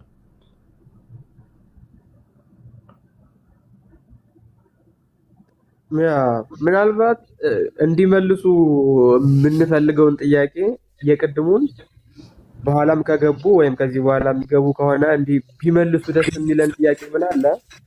የሚድነው ሰው በእምነት በሆነ ጸጋ ነው። በጣም ጥሩ። በእምነት የሆነ ጸጋ ያድነናል ብላችሁ ታምናላችሁ። ቬሪ ናይስ። ጸጋው በእምነት የሚያድናችሁ ከሆነ ለማመን ጸጋ ካስፈለጋችሁ የድህነታችሁ ጅማሬ ማመናችሁ ነው ወይስ ጸጋው ነው? ማመናችሁ ነው ካላችሁ ጸጋው ሳይመጣ ማመን የለም። ጸጋው ነው ካላችሁ ያለ እምነት እንዴት ሊያድናችሁ ይችላል? ጥያቄው ግልጽ ከሆነ ይሄንን ጥያቄ መመለስ የሚችሉ ከሆነ አይ ቲንክ ቢያንስ የተወሰነ መቀራረብ እንችላለን ብዬ አስባለሁ። መግባት ይችላሉ። ጥሩ ነው። አይ ግን አይገቡም፣ ቢሞቱ አይገቡም። እነሱ ቤት እኮ የምንገባው ታላቁ አልመጣልን ስላሉ እኮ ነው። እኛ ጋር እኮ አልመጣ ስላሉ ተቸግረን እኮ ነው እነሱ ቤት የምንሄደው። አሁን እየመጡልን ስላልሆነ ቢያንስ እኛ ገብተን እንሞክር ነው። ቀሲስ ስነ ፀሐይ ጤና ይስጥልኝ፣ የፍቱኝ ባርኩኝ። እንዴት አሉ? እግዚአብሔር ይመስገን። መላከ ገነት እንዴት አሉ? ሲመተ ሌውላ አቡነ ጴጥሮስ ይርፍታኔ ነው የሚባርኩኝ። ሲመተ ሌውላ ከቤት በባት እንዴት አላችሁ? ሰላም ናችሁ ወይ? መምህር በረከት ሁላችሁም ሰላም ብያለሁ። ታላቁ መምህራችን ቃለ ሕይወትን ያሰማልን፣ እግዚአብሔር ይስጥልን። ስላየኋችሁ ደስ ብሎኛል። ሰው ካለ ግን ታች ሆናለሁኝ። እሺ፣ ለመስማት ነው የመጣሁት። ኧረ ችግር የለም። ይሁኑ። እሺ፣ ቀጥል ታላቁ። አይ 15ኛውን ፖይንት እንድናያ ስለፈለኩኝ ነው። በዛው ምንድነው የሚለው? ኖር ኩድ ፍሪ ዊል ሪሜን ኢንስቴድ ኦፍ ኢኖሰንስ። ሰው ፍሪ ዊል በንጹህ ሆኖ መቀጠል አይችልም ነው የሚለው። ከውድቀት በኋላ ሰው በኢኖሰንስ ደረጃ መኖር አይችልም። ይሄ ክርስቶስ ካዳነንም በኋላ ራሱ ማለት ነው። የሐዲስ ኪዳን ሰዎችም በራሳቸው በኢኖሰንስ ደረጃ ሊገኙ አይችሉም ነው የሚለው። ለምን? ፍሪ ዊል የሚባል ነገር ስለሌለ ሰው የኃጢአት ባሪያ ነው ብሎ ነው የሚያምነው።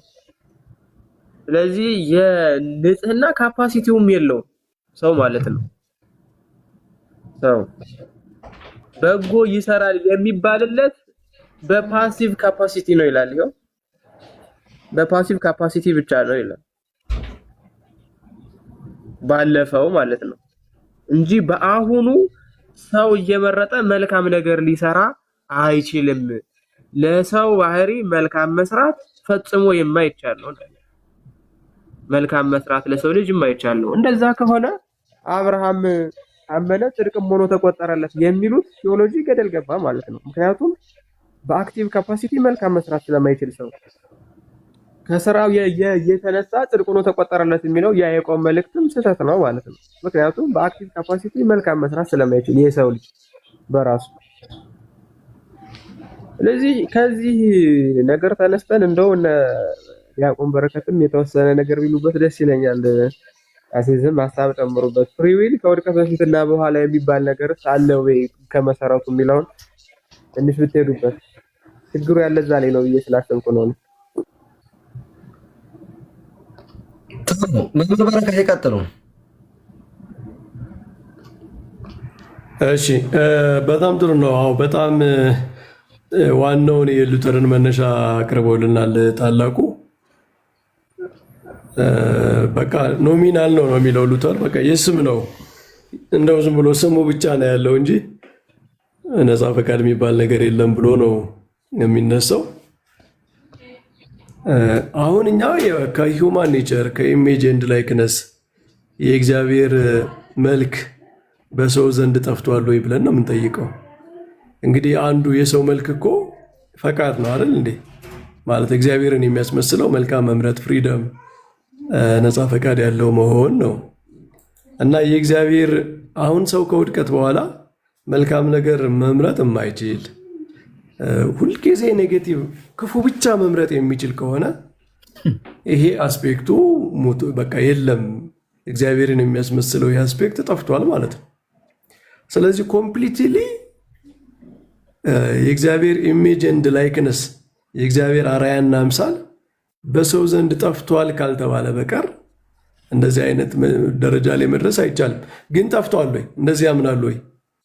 አሁን እነሱን የምንጠይቃቸው ለምሳሌ አንድ ሙስሊም ወይም አንድ ክርስቲያን ያልሆነ ሰው የእግዚአብሔር አርአያና አምሳል አይደለም ወይ? ማለት ኔቸሩ በቃ ዲስትሮይድ ሆኖ ኢቪል ሆኗል ወይ? ክፉ ሆኗል ወይ? መልካምነት የለውም ወይ በተፈጥሮ ያ ሰው? ኔቸሩ በእግዚአብሔር አርአያና አምሳል የተፈጠረው ምንም ቢጎዳ፣ ምንም ቢታመም፣ ምንም በባርነት ውስጥ ቢሆን ግን መልካምነት ግን ኢነረንት የሆነ መልካምነት ናቹራሊ በእግዚአብሔር አርአያና አምሳል በመፈጠሩ የለም ወይ ነው ጥያቄው። አሁን አንድ ሙስሊም እንዲህ አይነት የለውም ወይ? አንድ ሌላ ማለት ግሬስ በእኛ በክርስቲያን ግሬስ ውስጥ ያልሆነ አንድ ሂንዱ ወይም ሌላ ወይም ሃይማኖት የሌለው ሰው እንኳ ቢመጣ፣ አንድ ኤቲስት ቢመጣ ኔቸሩ መልካም ነገር መምረጥ የማይችል በእግዚአብሔር ጉዳይ ይላሉ ለይተው። ይሄ ዝም ብሎ አርቲፊሻል የሆነ ልዩነት ነው። በእግዚአብሔር ጉዳይ መንፈሳዊ በሆነ ነገር አይችልም፣ ሲቪል በሆነ ነገር ይችላል።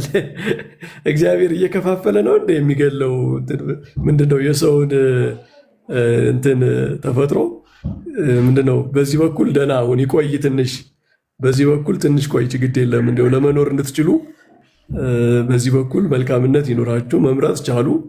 እኔ ጋር በተያያዘ ጉዳይ ግን ጨርሻለሁ ነው የሚለው። ለይቶ ነው ማለት ነው። ፍሪ ዊልን እንደ አንድ ሰው ኢማጂን ብናደርገው አንድ እጁ ተቆርጦ አንድ እጁ እንዳለ ማለት ነው። ከእግዚአብሔር ጋር በተያያዘ ነገር የለም። እርስ በርሳችሁ በዚህ በምድራዊ ነገር ላይ አለ። እንደዚህ አይነት አርቲፊሻል የሆነ መጽሐፍ ቅዱስ የማያውቀው እንትን በቃ ሮንግ ትምህርቶች ሁልጊዜ ሲስተማታይዜሽን ያበዛሉ። አሁን መረዳት ያለብን ሰዋዊ የሆነ ምንድነው ሂውማን ትራዲሽን ሲሆን የሰው ስርዓት ሲሆን በቃ መከፋፈል፣ በ3 ይከፈላል፣ በ4 ይከፈላል፣ በ5 ይከፈላል እያሉ መከፋፈል። ምክንያቱም ኦልሬዲ እንትን ውስጥ ይገባል። አያችሁ በቃ የማይወጣበት ኮንትራዲክሽን ውስጥ ስለሚገባ ከዚያ ለመውጣት ሲከፋፍሉት ነው የሚውሉት። ፍሪዊል ከሰው ሲቪል እንደዚህ፣ ስፒሪቹዋል እንደዚህ፣ ሪጀነሬሽን እንደዚህ በ3 በ4 ራይቸስነስ በ2 በ3 እንደማይከፋፈል ነገር እኮ የለም ማለት ነው። በቃ ኤክስትሪም የሆነ ሲስተማታይዜሽን አለ መከፋፈል ማለት ነው። እና ይሄን የሚፈጥረው ሂውማን ትራዲሽን ነው። አያችሁ በጣም ሰዋዊ የሆነ ነገር ሲሆን በቃ የሰው ፍልስፍና ይበዛበታል። ሲስተማታይዝ የማድረግ የመከፋፈል ፍራግመንት የማድረግ ፍራግመንቴሽን እሱ ይበዛል እና እንደዛ አያስኬድም። ሂውማን ኔቸር ግን ስቲል ከውድቀትም በኋላ ሳም ጉድነስ አለው። ሂውማን ኔቸር ኮምፕሊትሊ ዲስትሮይድ አልሆነም ብሎ የሚያምን ከሆነ ከዚያ ጉድነት ውስጥ ዊልም መካተት አለበት ግዴታ። ለዊል ተለይቶ ኮምፕሊትሊ የለም ከተባለ ከእግዚአብሔር ጋር በተያያዘ ለሌላው ለምንድን ነው የሚኖረው? ለምሳሌ የሰው ልጅ ስለ እግዚአብሔር በጎ እውቀት የለውም አልነበረውም። ፈላስፎች እግዚአብሔርን አይፈልጉም ነበረ። የግሪክ ፈላስፎች እግዚአብሔርን ለመፈለግ አልጣሩ።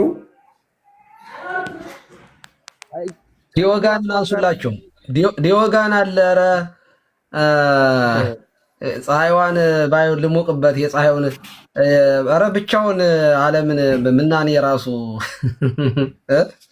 ታላቁ እስክንድርን ቀሲስ እንደውም እንትና እኮ ምን ይላል መሰለዎት? ቀሲስ ጀስቲን ማርቲር ዮስጢኖስ ሰማዕት የግሪክ ፈላስፎችን እግዚአብሔርን ይፈልጉ ነበር እና የሎጎስ እንደውም ስፐርማቶስ ሎጎስ ምናምን የሚል የግሪክ ቃል አለው። የሎጎስ የቃል ዘር ነበራቸው ይላል። ቃል የሚለው ክርስቶስን አይደል? ቃል በኋላ ስግው ቃል ከመሆኑ በፊት ሎጎስ በእነሱ ዘንድ ዘሩ ነበረ ይላል እና እግዚአብሔር ራሱ እነሱንም እየሳበ ነበር በእውቀት ማለት ነው፣ እንዲፈልጉት እያደረገ ነበረ። ምክንያቱም ለስጋዊ እያዘጋጀ ስለሆነ እግዚአብሔር እያዘጋጀ የነበረው እስራኤልን ብቻ አይደለም አሕዛብንም ነው። ስለዚህ እነዚህ ሰዎች አሁን ስለ እግዚአብሔር የነበራቸው እውቀት ሙሉ በሙሉ ዜሮ ነበር ማለት ነው። እንደዚህ ከሆነ እውቀትንም እንደ ፈቃድ መናገር አለባቸው የለም ብለው። ካልሆነ ግን ፈቃድ የለም እውቀት ግን አለ ከተባለ ስቲል ምንድነው ይሄ ቶታል ዲፕራቪቲው የተወሰነ የተለየ ነው። ለእውቀት ሲሆን የተወሰነ ተትቷል፣ ለፈቃድ ሲሆን ሙሉ በሙሉ ጠፍቷል እያሉ ሊከፋፍሉ ነው ማለት ነው ደግሞ እና ናቹራል ዊል ባይዘወይ ትላንትም እያነሱት ነበረ። ውይይታቸውን ሰምቻለሁ እንትና ጋር ያደረጉት ማለት ነው እነ ኪዳን ጋር ምናምንና ኢቨን የእነሱን ካውንስሎች ራሱ የሚቃወሙ ነው። የሁለት ፈቃድ ምናምን ትምህርት ሲያስተምሩ የክርስቶስን አንዱን ፈቃድ ናቹራል ዊል መልካም ነው ብለው ነው የሚቀበሉት። እና የሰው ናቹራል ዊሉ ናቹራል የሚል ቅጽል እስከተቀጸለበት ድረስ ፍጥረታዊ የሆነው ነገር ከመልካምነት ተቀይሮ ክፉ ሊሆን አይችልም። ይሄ ማለት ኔቸሩ ተቀይሯል ማለት ነው። ሰው በውድቀት ምክንያት ኔቸሩ ተቀይሯል። ካልተቀየረ መልካምነት ሊጠፋ አይገባም ከሰው ኔቸር። ይሄ መልካምነት ደግሞ ከሆነ አስፔክት ተለይቶ ጠፍቶ ከሆነ አስፔክት ብቻ ይቆያል አይባልም። ከፈቃዱ ጠፍቷል፣ ከእውቀቱ ግን አለ። ከፈቃዱ ደግሞ በሁለት ይከፈላል። ከሰው ጋር በተያያዘ አለ፣ ከእግዚአብሔር ጋር በተያያዘ የለም። አይሆንም ማለት ነው። ጠፍቷል ከተባለ ጠፍቷል ነው። ጠፍቷል ከተባለ ፍሪ ዊል ብቻ ሳይሆን እውቀትም በቃ የሰው ልጅ ስለ እግዚአብሔር ያለው እውቀት ሙሉ በሙሉ የተሳሳተ ነው ብሎ መደምደም አለባቸው። ምክንያቱም እውቀትና ፈቃድ ራሱ የተያያዙ ነገሮች ናቸው። እውቀትን ከፈቃድ ፈቃድን ከእውቀት መለየት አይችልም። አንድ ሰው ስለ እግዚአብሔርን በጣም እየፈለገ ለማወቅ ይጥር ከነበረ የሃይስት ጉድ ፍላጎት አለው ማለት ነው በውስጡ። አንድ ፈላስፋ እድሜ ልኩ ለምንድን ነው የሚያጠነው? ስለ እግዚአብሔር ካልፈለገ መልካምን የማወቅ እግዚአብሔርን የማወቅ ፍላጎት ዊሉ ከሌለው ለምንድን ነው ታዲያ እድሜ ልኩን ሚስት ሳያገባ ሲፈልግ ሲያጠና የሚኖረው? የግሪክ ፈላስፎች አኗኗራቸው እንደዛ ነበር ብዙዎቹ። ዊልን ራሱ ከእውቀት መለየት አይቻልም። የሰው ልጅ እግዚአብሔርን ይፈልግ ነበር፣ ለማወቅ ይጥር ነበረ ካል ዊል አለ ማለት ነው እግዚአብሔርን የመፈለግ። ግን ከዚህ ተነስተን ግን ታዲያ ሰው በራሱ ስራ፣ በራሱ እውቀት፣ በራሱ ችሎታ እግዚአብሔርን ያገኛል ደግሞ አንልም። ማለት አሁን የዚህ ተቃራኒው የእነሱ ትምህርት ተቃራኒ አሁን ፎልስ የሆነ እንትን ይሰራሉ። ፎልስ የሆነ ሎጂክ ማለት ነው። የእነሱ ተቃራኒ ሁሉ ወይ ፔላጊያኒዝም ወይ ሴሚ ፔላጊያኒዝም ነው ብለው ያስባሉ። አሁን እንደነሱ ቶታል ዲፕራይቬቲ የማያስተምር እነሱ በሚያስተምሩበት መጠን ቦንዴጅ ኦፍ ዊልን የማያስተምር ፕሬዴስቲኔሽን፣ ኢተርናል ኢሌክሽን እነሱ በሚሉት መንገድ የማያስተምር ሰው ሁሉ ፔላጂያን ነው ወይም ሴሚ ፔላጂያን ነው ከተባለ ጥንታዊቷ ቤተክርስቲያን እንደነሱ ስለማታስተምር ወይ ፔላጂያን ናት ወይ ሴሚ ፔላጂያን ነች ማለት ነው። ስለዚህ እኛ የጸጋ ትምህርት አለን። ጥንታዊቷ ቤተክርስቲያንም የጸጋ ትምህርት አላት። የጸጋ ትምህርቷ ግን እንደነሱ አይደለም። ማለት የሰው ዊል እግዚአብሔርን የማይፈልግ ኮምፕሊት ዲቫስቴትድ የሆነ ምንም በእግዚአብሔር ጋር ተቃራኒ ብቻ የሚሄድ ነበር ሳይሆን እርዳታ ግን ያስፈልገው ነበረ። የኃጢአት ተጽዕኖ ነበረበት። የእውቀት መጨለም ነበረ። ሰው የሚጠቅመውንና የማይጠቅመውን እንኳ በትክክል ለይቶ የመመርመር ውሱንነት ነበረበት። ጨለማ የሚለው ጌታ በጨለማ የሚኖሩ ብርሃኑ ጠላቸው የተባለ የህይወት ምስጢር የተገለጠበት ያ እውቀት ለሰው ልጅ ተሰጥቷል። ብርሃን ማለት ነው። ያ እውቀት ራሱ በጸጋ የተሰጠን በመንፈስ ቅዱስ የተሰጠን በክርስቶስ መምጣት። ክርስቶስ ራሱ ቀዳሜ ጸጋ ነው አደል? ቀሲስ በሊቶን ላይ ነው የሚለው ቀዳሜ ጸጋ ኢየሱስ ክርስቶስ ይላል። ኃይሉ ወጥበቡ ላቡ በቃ የእሱ መምጣት ራሱ ብርሃን ነው ለዓለም ማለት ነው። ግሬስ ነው፣ ጸጋ ነው። የክርስቶስ ትምህርትን መስማት ራሱ ጸጋ ነው። ባይዘው ለሰው ወንጌልን መስማት ለሰው ጸጋ ነው። ብርሃን እየበራለት ነው። አንድ ሰው ወንጌልን መስማት ብቻ አይደለም፣ ወንጌል ራሱ ጸጋ እኮ ነው። ይሄ የዮሐንስ ወንጌል ምዕራፍ 1 ላይ እኮ ጸጋ ነሳይነ ህየንተ ጸጋ በዲበ ጸጋ የሚለው ምንድን ህግ ኦሪት በሙሴ የተሰጠች ጸጋና ሞገስ ግን በኢየሱስ ክርስቶስ ሆነ የሚለው ሆነ የሚለውን ይተረጉምና በኋላ በጸጋ ላይ ጸጋ ተሰጠን፣ ጸጋ በዲበ ጸጋ የሚለው በህገ ኦሪት ላይ ህገ ወንጌል ይላል። ኦሪትም ጸጋ ናት። ምክንያቱም ለሙሴ እግዚአብሔር የሰጠው ህግ ነው፣ በመስጠት ደረጃ የተሰጠ ነው፣ ከሰው የሆነ አይደለም። ግን በጸጋ ላይ ጸጋ፣ በህገ ኦሪት ላይ ህገ ወንጌል፣ በምንድነው በመንፈሰ ረድኤት ላይ መንፈሳዊ ልደት። እንግዲህ የብሉይ ኪዳን የረድኤት ነው። በመንፈስ እግዚአብሔር በረድኤት ነበር አይደልና አብርሃምን ሲጠብቃቸው የነበረው። የሐዲስ ኪዳኑ ግን መንፈሳዊ ልደት ነው። በአይምሮ ጠባይ ላይ አይምሮ መንፈሳዊ አይምሮ ይላል። እንግዲህ መንፈሳዊ አይምሮ እና መንፈሳዊ አይምሮ ጠባይ በተፈጥሮ ማንኛውም ሰው ያለ ነው። አይምሮ ጠባይም ጸጋ ነው ማለት ሰው አይምሮ ጠባይ አለው። ምን ማለት ነው? ህያዊት፣ ነባቢት፣ ለባዊት። እንደውም እዚህ መምህር አብረው እንዲሄዱበት እዚህ ሮሜ ምዕራፍ 2 ላይ እኮ አይሁዳውያንንና አሕዛብን ሁለቱን ቅዱስ ጳውሎስ በህግ ያላቸውንና ህግ የሌላቸውን የሚጠቅስበት አለ እና ምንድነው የሚለው? ያለ ህግ ኃጢአት ያደረጉ ሁሉ አለ ያለ ህግ ደግሞ ይጠፋሉ ይላል። ህግ ያልተሰጣቸው አሉ ማለት በህጉ የማይኖሩ አህዛብ አሉ አይደል? ያለ ህግ የነበሩት እና ግን ይጠፋሉ ይላል። ለምንድን ነው የሚጠፉት? ህግ ከሌላቸው በየትኛው ህግ ነው የሚጠፉት ሲባል አእምሮ ጠባይ ያላቸው እና ህግ ላላቸው ኃጢአት ያደረጉ ሁሉ በህግ ይፈረድባቸዋል አለ። ህግ ተሰጥቷቸው ደግሞ ህጉን አፕላይ ያላደረጉ በሁለት ነገር ይፈረድባቸዋል። እንዲያውም ትርጓሚያችን የእነዚህኞች ይብሳል ይላል። ህግ ተሰጥቷቸው ህጉን የተግባራዊ መልካም የማድረግ በአክቲቭ ካፓሲቲ ብቻ ሲሆን ክፉ ማድረግ ግን የለም ነው የሚሉት አይደለ? ክፉ ማድረግ ከሌለ በዛ ከውድቀት በፊት የነበረው የአዳም ካፓሲቲ ደግሞ ፍሪ ዊል ያለውና መልካም የማድረግ ካፓሲቲ ካለው በእግዚአብሔር ማመፅን ማን ነው ያስተማረው? ከየት መጣ? በእግዚአብሔር ላይ ማመፅ።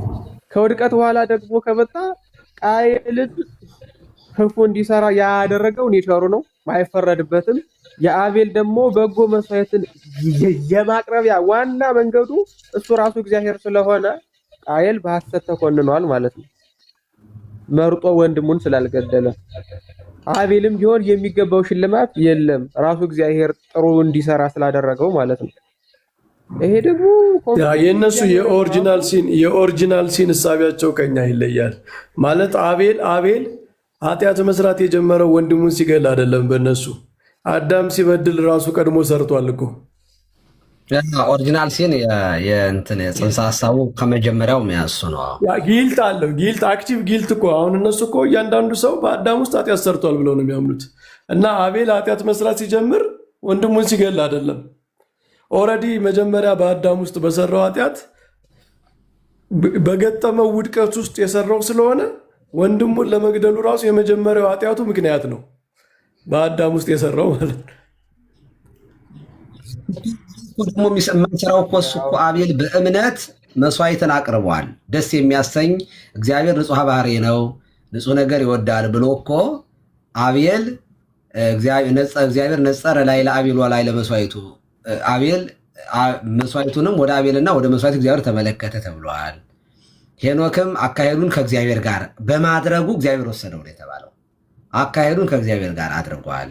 አሁን ይሄ መልካም ነገር ማድረግ አይቻልም ቦንዴጆስ ዘዊል አለ ከተባለ ኦኬ፣ አቤል እንዴት ሆኖ ነው እግዚአብሔርን ያስደሰተው?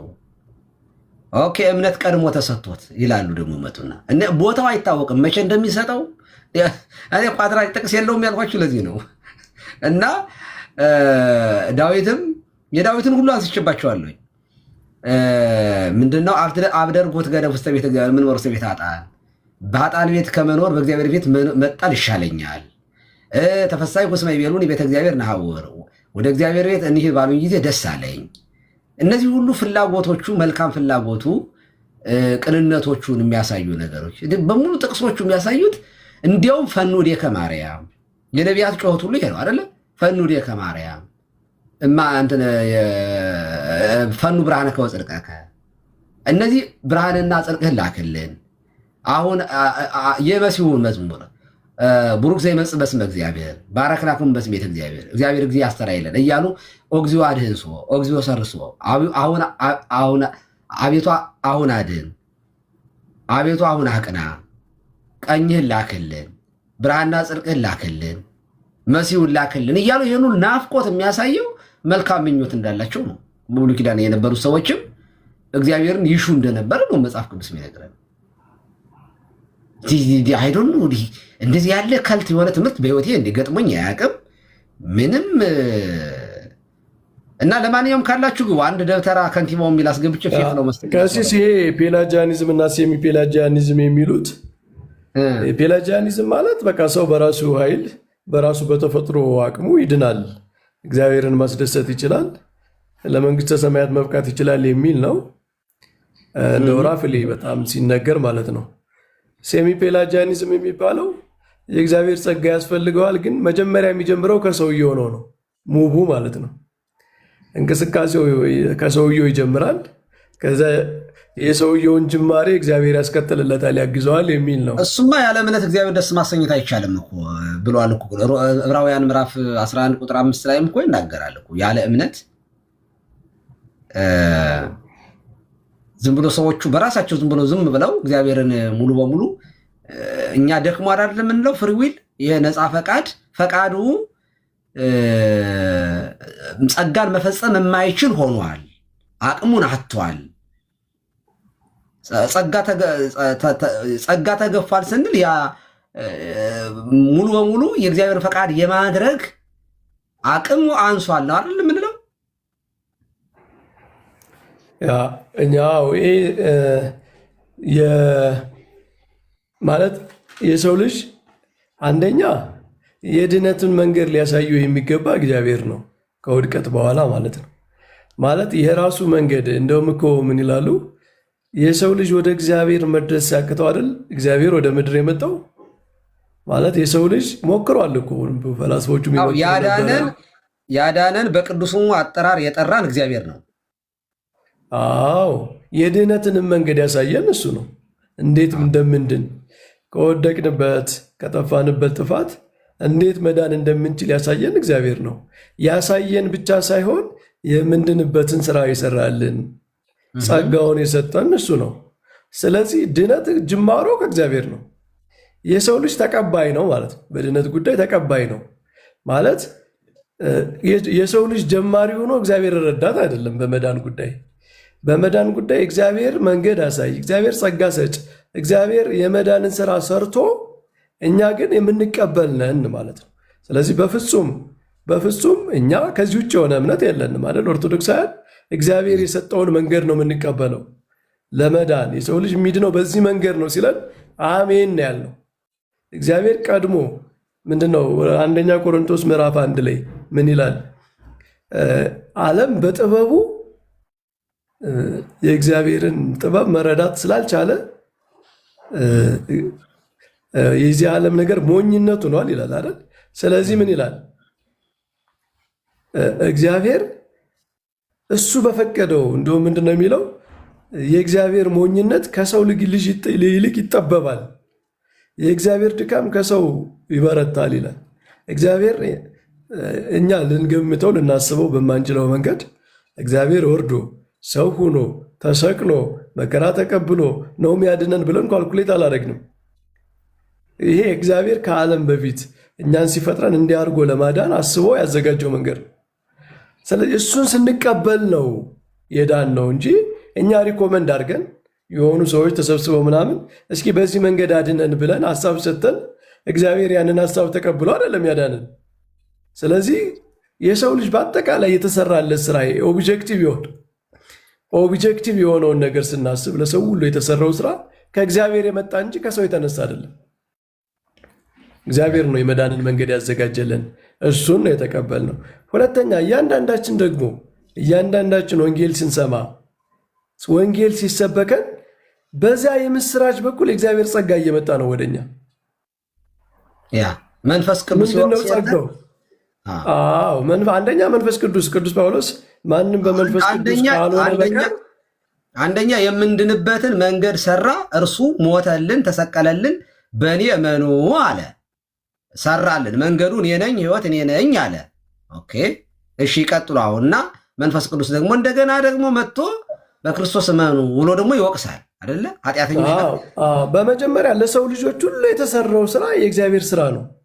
እግዚአብሔር ለሰው ልጅ ሁሉ የሰራው ስራ ነው፣ የማዳን ስራ፣ የመስቀሉ ስራ። ወደ እያንዳንዳችንም ሲመጣ ያ ለሰው ልጆች ሁሉ የተሰራው ስራ የምስራች ሆኖ ጸጋው ነው የሚመጣው ለኛ።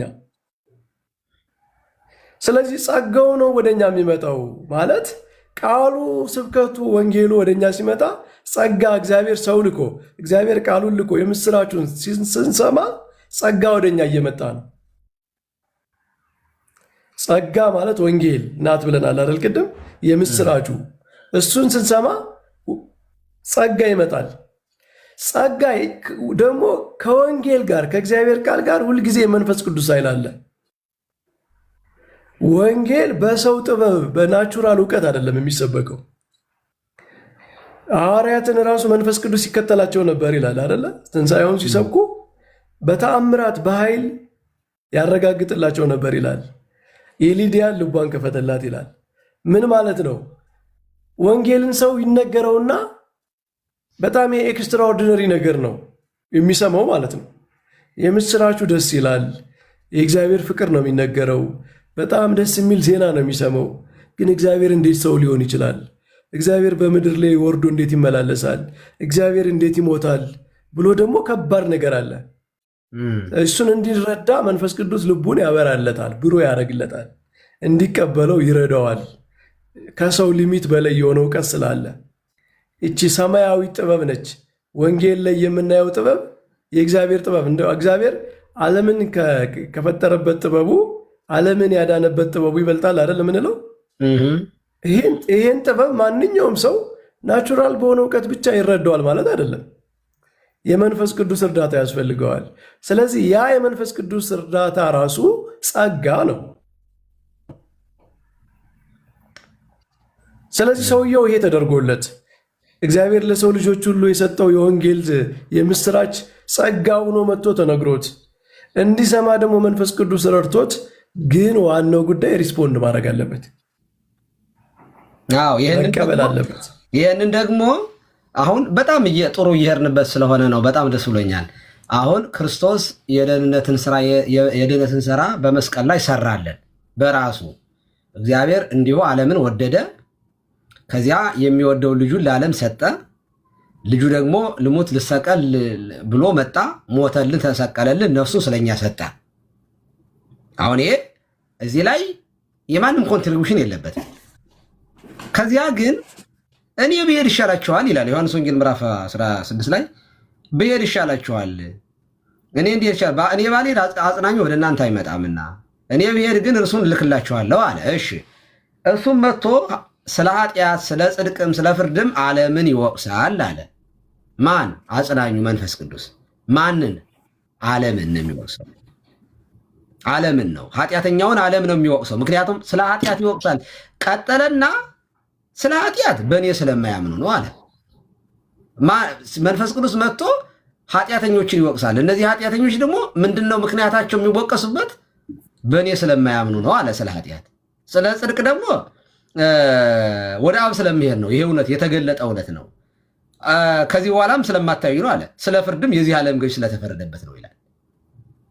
አሁን ስለ ፍርድ አለ የዚህ ዓለም ገዥ ስለተፈረደበት ነው። ከዚያ በፊት ጌታ በዮሐንስ ወንጌል ምዕራፍ 12 ላይ ምን ብለዋል?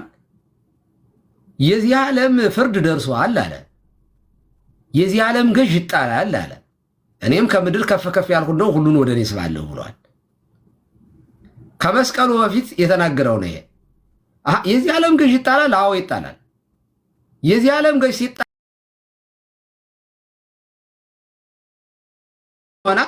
ፍርዱን ያገኛል ማለት ነው። እና የዚህ ዓለም ገዥ ይጣላል። የዚህ ዓለም ፍርድ ደርሷል። የዚህ ዓለም ፍርዱ ደግሞ የሚጠናቀቀው በምንድን ነው? የዚህን ዓለም ሲገዛ የነበረው ገዡ ተጥሎ ነው። ወአመተ ለአልኩ ምድር ስህብ ሁሉ አቤት እኔም ከምድር ከፍ ከፍ ያልኩ እንደሆን ሁሉን እሰባለሁ አለ። አሁን ድነትን ጨረሰ፣ ፈጸመልን በመስቀሉ ላይና አሁን እዚህ ጋር መንፈስ ቅዱስ በባለ 50 መጣ።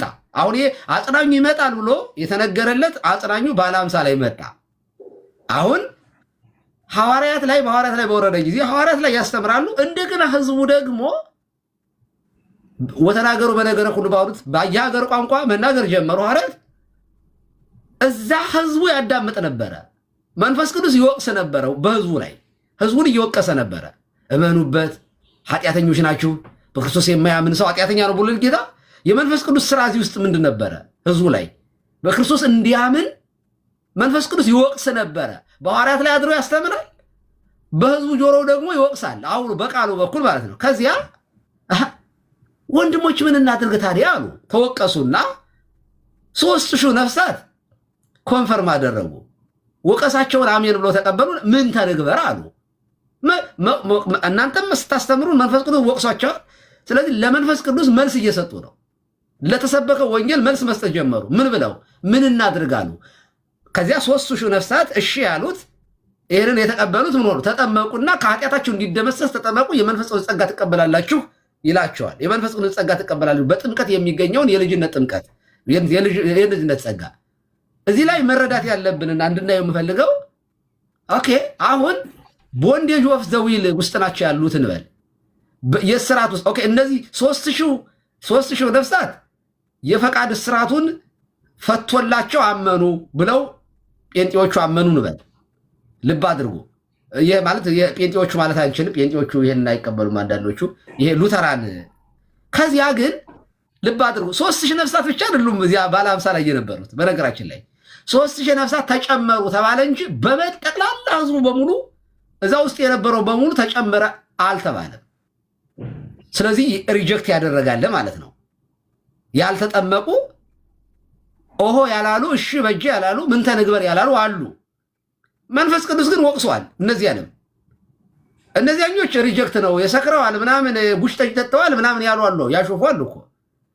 እዚህ ጋር ግን አይ ይሄ ነገር ትክክለኛ ነው ብለው ምን ተንግበር ያለው ወንድሞች ማለት ደረሰዋል። እኔ ጥያቄው ለሉተራን እዚህ ጋር መጠየቅ ያለብን የማሰበው ኦኬ ወይ እንደ ጆን ካልቪኖች እንደ ካልቪኒስቶች እግዚአብሔር ቀድሮባቸው እነዚያ ሰዎች ከመጀመሪያውም እንዳይድኑ በቃ የተወሰነባቸው ናቸው ካላሉ በስተቀር እዚህ ጋር መንፈስ ቅዱስ ኃጢአተኞችን ይወቅሳል ካለ ኃጢአተኞቹ ደግሞ ሪስፖንስ ማድረግ ከቻሉና እንዲያውም ከኃጢአታቸው እንዲታጠቡ መመሪያ የሚቀበሉ ከሆነ ይሄ ትምህርታቸው እንዴት ነው ሊሰራ የሚችለው? ይቀጥሉ ማለት እኛ እንደሱ ነው። አሁን እኛ ዩኒቨርሳል ግሬስ ለሰው ልጆች ሁሉ የተሰጠ ጸጋ የተወሰኑ ተመርጠዋል ከሚለው ጋር ኮንትራዲክሽን ነው ብለን ነው የምናምነው። ወይ እንደ ካልቪኒዝም ቀጥታ ሂዶ ሊሚትድ አቶንመንት ማስተማር ነው። እግዚአብሔር ለተወሰኑ ሰዎች ነው የሞተው፣ እነሱንም አድኗል፣ አለመዳንም አይችሉም። ኦልሬዲ በእግዚአብሔር ኢተርናል ዲክሪ በእግዚአብሔር ዘላለማዊ ምርጫ ውስጥ ያለቀ ነው የነሱ ጉዳይ ማለት ነው። እና እንደዛ የሆኑ ካልሆነ ዩኒቨርሳል ግሬስ ከተባለ ግን ማለት የእግዚአብሔር ጸጋው ማዳኑ ለሰው ልጆች ሁሉ ነው ከተባለ በኋላ ጸጋውም ለሰው ልጆች እኩል ነው መከፋፈል ያለበት። እንደንተና እንደ ኦሪገን ማመን አለ ኖ እንትን ነው የኦሪገን የሚባለው ዩኒቨርሳል ሳሊቬሽን የሚባለው እሱ ሁሉም ሰው ይድናል የሚለው ሳይሆን አሁን እነዚህ ሉተራኖች እኮ ከዚህ ዩኒቨርሳል ግሬስ የሚል ትምህርት አላቸው። ማለት ግሬስ ሊሚትድ አቶንመንትን አንቀበልም ነው የሚሉት። ክርስቶስ ለተወሰነ ሰው ነው የሞታ አንልም ነው የሚሉት። እና በዚህ ከካልቪኒስቶች እንለያለን ነው የሚሉት። እሺ ያላመኑት ሰዎች ከቦንዴጅ ኦፍ ዘ ዊል ውስጥ ያልወጡ ሰዎች ምን ሆነው ነው ያልወጡት? ለእነዚህኞቹ የሚፈጥርላቸው ከሆነ ከማመናቸው በፊት ለአንዳንዶቹ ከዛ ጸጋው ፎልቅቆ የሚያወጣቸው ከሆነ እሺ ያላመኑት ሰዎችስ?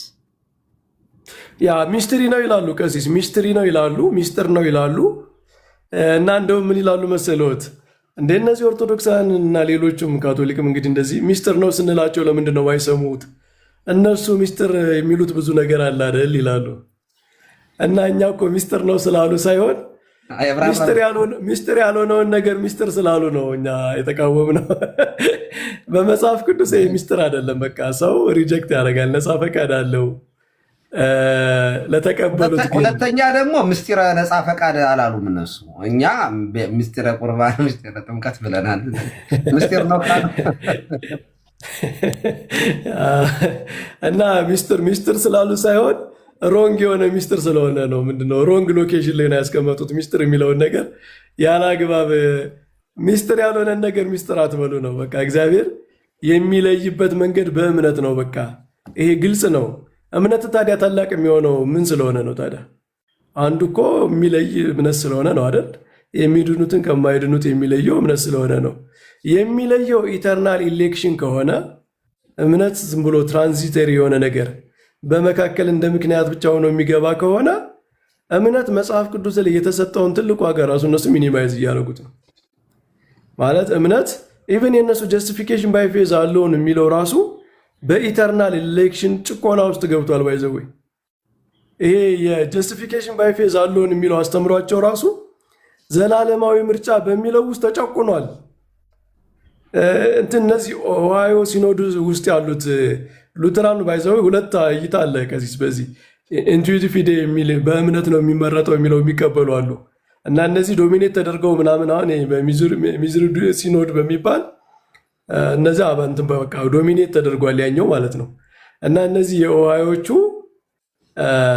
በእምነት ነው የሚመረጠው የሚለው አንዱ ተቃውሟቸው ምንድነው? አንዱ ተቃውሟቸው አንዱ የሚቃወሙበት ምክንያት ይሄ የኢተርናል ኢሌክሽን የፕሪዲስቲኔሽንን አስተምሮ በጣም ሰቅላችሁ ለጥጣችሁ ጀስቲፊኬሽን ባይ ፌዝ አለውን የሚለውን አስተምሮ ራሱ ጎዳችሁብን። እምነትን ኦልሞስት በቃ ይሄ ምንድነው በመካከል የሆነ ጉዳይ ለማስፈጸም የሚገባ ነገር ብቻ ነው የሚያደርጉት። ኦልሬዲ የተመረጡ ሰዎች አሉ፣ እነሱ እምነት ይሰጣቸዋል። እምነት በመጽሐፍ ቅዱስ ያለውን ኢምፖርታንስ እዚህ ላይ ማግኘት አይቻልም። ኦልሬዲ እንትኑ በፕሪዴስቲኔሽን ተይዟል። በዚህ በኢተርናል ኢሌክሽን በላይ ሆኖ ይዞታል። እምነትን ራሱ ተጭኖታል ማለት እምነት ራሱ ተጨቁኗል በዛ ማለት እና አንዱ ተቃውሟቸው እሱ ነው። ጀስቲፊኬሽን ባይ ፌዝ አለውን የሚባለው ሉተር ራሱ እምነትም ታስሮ ዊልም ታስሮ እዚያ ቤት ግን ስርዓት እንዴት ነው? እንደዛ ነው የሚሉት ሉተር ዘ ቸርች ስታንድስ ኦር ፎልስ ቤተክርስቲያን ልትወድቅም ልትነሳም የምችልበት አርቲክል ጀስቲፊኬሽን ባይ ፌዝ አለውን የሚለው ነው እንጂ ኢተርናል ዲክሪን አይደለም ያለው። እና ይሄ ቤተክርስቲያን ወደቀችም ተነሳችም የምትታወቅበት ብሎ ሉተር ያስተማረው ሰው በእምነት ብቻ ነው የሚጸድቀው የሚለው ትምህርት ራሱ ሰከንደሪ ሆነብን። ኤግዛክትሊ እኔ ልነበር ይሄንን ምክንያቱም እምነት ብቻ ጸጋ ብቻ የሚሉት ነገሮች ራሱ እምነት ራሱ የሆነ ቫልዩ ይሄ ሚዛኑ በጣም ይቀላል። ያው እሱ ነው ተቃውሟቸው። አሁን እኔ የተወሰኑ መጽሐፍት እነሱ የጻፏቸውን እያዩ ነበር። ሉተራኑ ነው ይህንን የሚቃወሙ ማለት ነው። የሚዙሪ ሲኖድ ላይ የተወሰነውን የነ ፍራንስ ፒፐርን የነሱን የሚቃወሙ አሉ ማለት ቅድም ያልነው ለምሳሌ ሰው የሚመረጠው የማይመረጠው በቃ በእግዚአብሔር ዲክሪ ነው፣ ሚስትሪ ነው፣ ኤክስፕሌን ማድረግ አንችልም ምናምን ብለው የሚናገሩትን ሚስትሪ ያልሆነ ነገር ሚስትሪ አትበሉ። ሚስትሪ የለ፣ እምነት ነው። በቃ እምነት ግልጽ ነው። ከመጽሐፍ ቅዱስ ከጫፍ እስከ ጫፍ ድረስ እምነት ነው መለየው።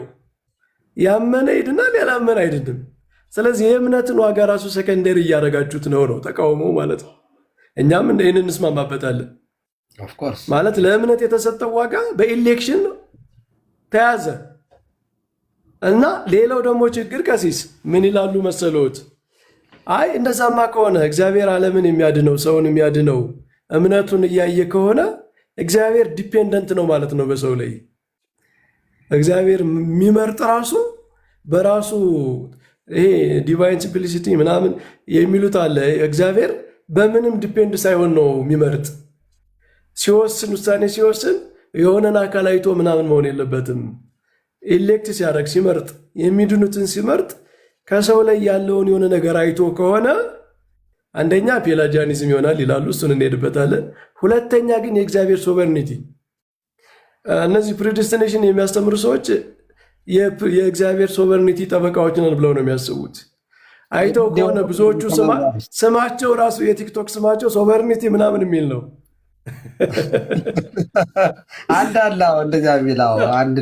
ብዙዎች ናቸው እንጂ ብዙዎች አሉ እንደዛ። እና ሶቨርኒቲ የእግዚአብሔርን ሶቨርኒቲ እናስጠብቃለን ነው ማለት በሰው ላይ ዲፔንድ ያደረገ ውሳኔ እግዚአብሔር ሊኖረው አይገባም።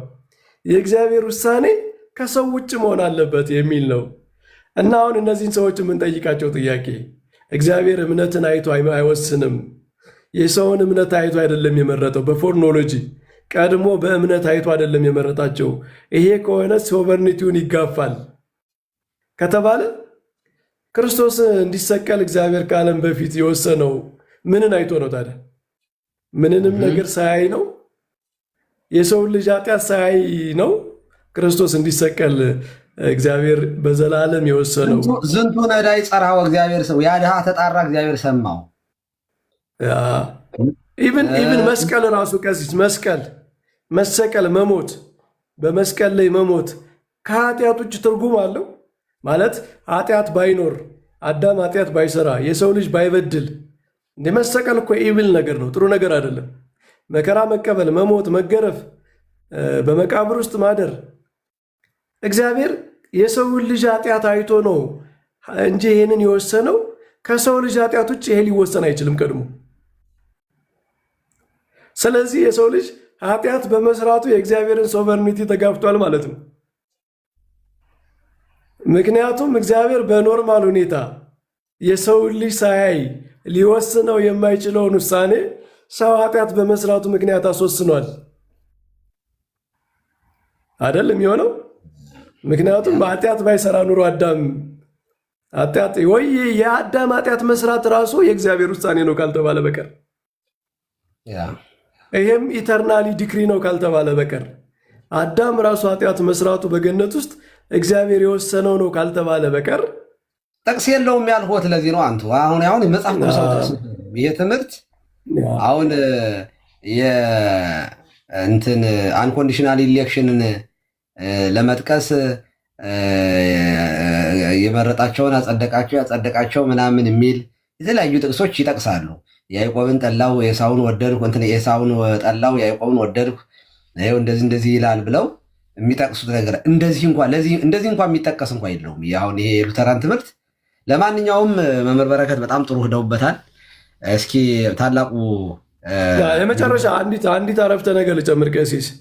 ምንድነው አሁን ያነሳነው ነገር ምናልባት ውስብስብ አድርገነው ከሆነ ኢንቱዊቲቭ ፊዴ የሚባለው ይሄ እምነትን አይቶ እግዚአብሔር በፎርኖሎጂ እኛ የምንቀበለው ማለት ነው።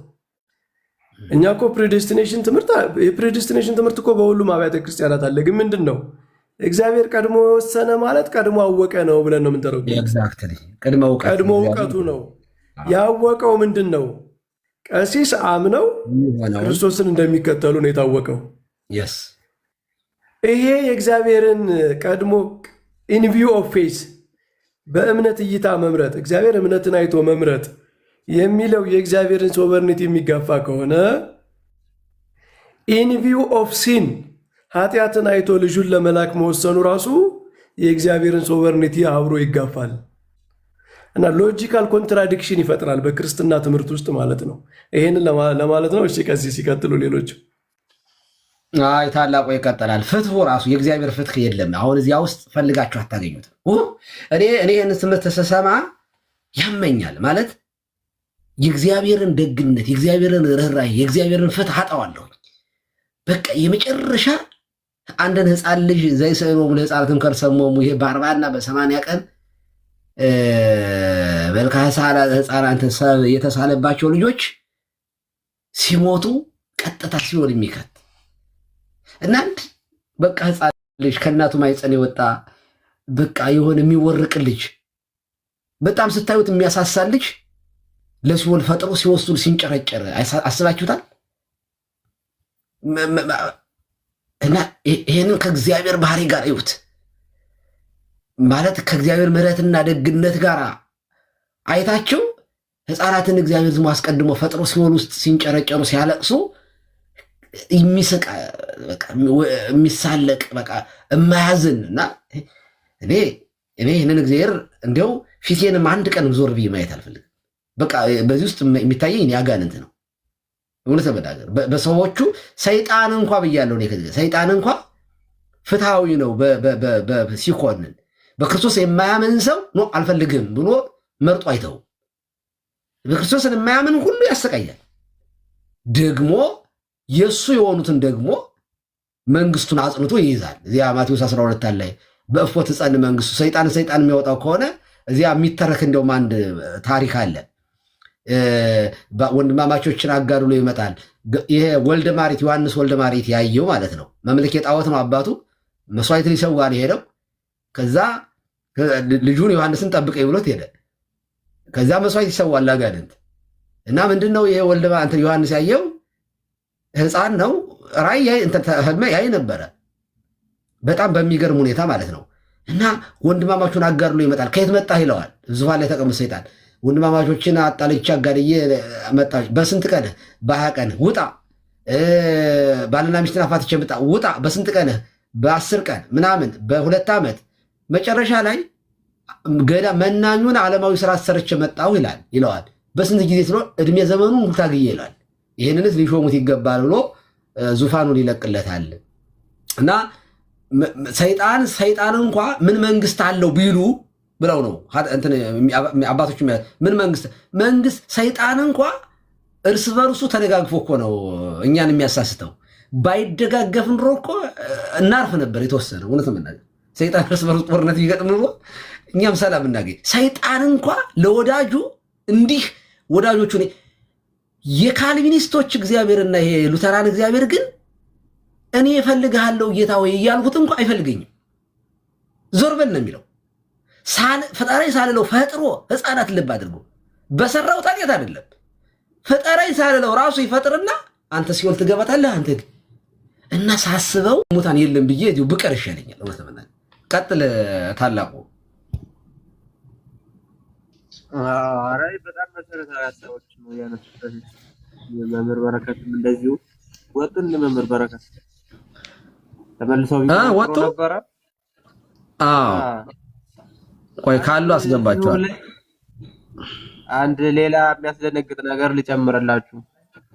ሉተር እዚህ ቴዎሎጂካል ተሲሱ ላይ አንድ የሚገርም የሚናገረው ነገር አለ። ምንድነው የሚለው? ህግ ለሰው ልጅ የሚሰጠው በራሱ ተስፋ እንዲቆርጥና መልካም መጥረግ የማይችል መሆኑን እንዲረዳ ነው ይላል። ህግ የሚሰጠው ለሰው ልጅ በራሱ ተስፋ እንዲቆርጥ ነው ይላል። ማስረጃ አንተ ደግሞ ያለ ማስረጃ መውራት የተከለከለ ነው። በማስረጃ አዎ ነውር ነው። ከላይ ጀምሮ ቅድም ጀስቲፊኬሽን ባይ ፌዝ የሚለውን እያብራራ ነው የሚመጣው። ጸጋ ነው ጀስቲፋይ የሚያደርገው የሚለውን በእምነት ነው ይልና በኋላ እናየዋለን። እሱን ግን ምንድነው የሚለው? that this is why they are called the Old Testament. Okay, እሺ ቆይ ከዚህ እንምጣ። they are intended to teach man to know himself አለ። እነዚህ ነገሮች በሙሉ የኦልድ ቴስተመንት የህግጋቱ የኮማንድመንቱ ምናምን ጉዳይ ለምንድን ነው ለሰው የሚሰጡት? ይሄው to know himself ካለ በኋላ that through them he may recognize his inability to do good ሰው በራሱ መልካም የመስራት ችሎታ የሌለው መሆኑን እንዲያውቅ ነው ካለ በኋላ that okay እሺ through them okay and to be እሺ may despair of his own ability despair ውስጥ ነው የሚከቱት ኮማንድመንቶች ይላል። despair ማለት ምንድነው? ተስፋ መቁረጥ፣ በቃ ተስፋ አልባ መሆን ማለት ነው። ስለዚህ እግዚአብሔር እነዛን 10ቱን ህግጋት ሲሰጥ ለምንድን ነው እየሰጣቸው? ሰው ራሱን ተመልክቶ እነዛን ህግ መፈጸም ስለማይችል በራሱ ተስፋ እንዲቆርጥ ነው ይላል ማርቲን ሉተር። በራሱ ተስፋ እንዲቆርጥ ነው ህግጋቱ የሚሰጡት። ለዛ ነው በራሱ ተስፋ ሲቆርጥስ ምንድነው የሚሆነው? መልካም መስራት በሱ ውስጥ ስለሌለ ወደ እምነት ይሄዳል ይላል። ወደ እምነት ሲሄድ ደግሞ ነፃነትን ያገኛል ይላል። ፓራዶክስ የሚሆነው ግን መቼ ነው? ወደ እምነት እንዲሄድ የሚያደርገው ራሱ ግን መጀመሪያ እግዚአብሔር መርጦ ጸጋውን ከሰጠው ነው። አሁን ይሄንን በደንብ እንዲገባችሁ ሁለት ሰዎች ማለት ደግሞ ከኔ በቀር ሌሎች አማልክት አይሆኑልህ ብሎ ህግ ሲሰጥ ለሚወዱኝ ትእዛዜን ለሚጠብቁ እስከ ሺህ ትውልድ ድረስ ምሕረትን የማደርግ እኔ እግዚአብሔር አምላክ ቀናተኛ አምላክ ነኝና ማለት ብትጠብቀው ህጉ ይጠብቀሃል አይደለም? ትባረክበታለህ። አብርሃም ራሱ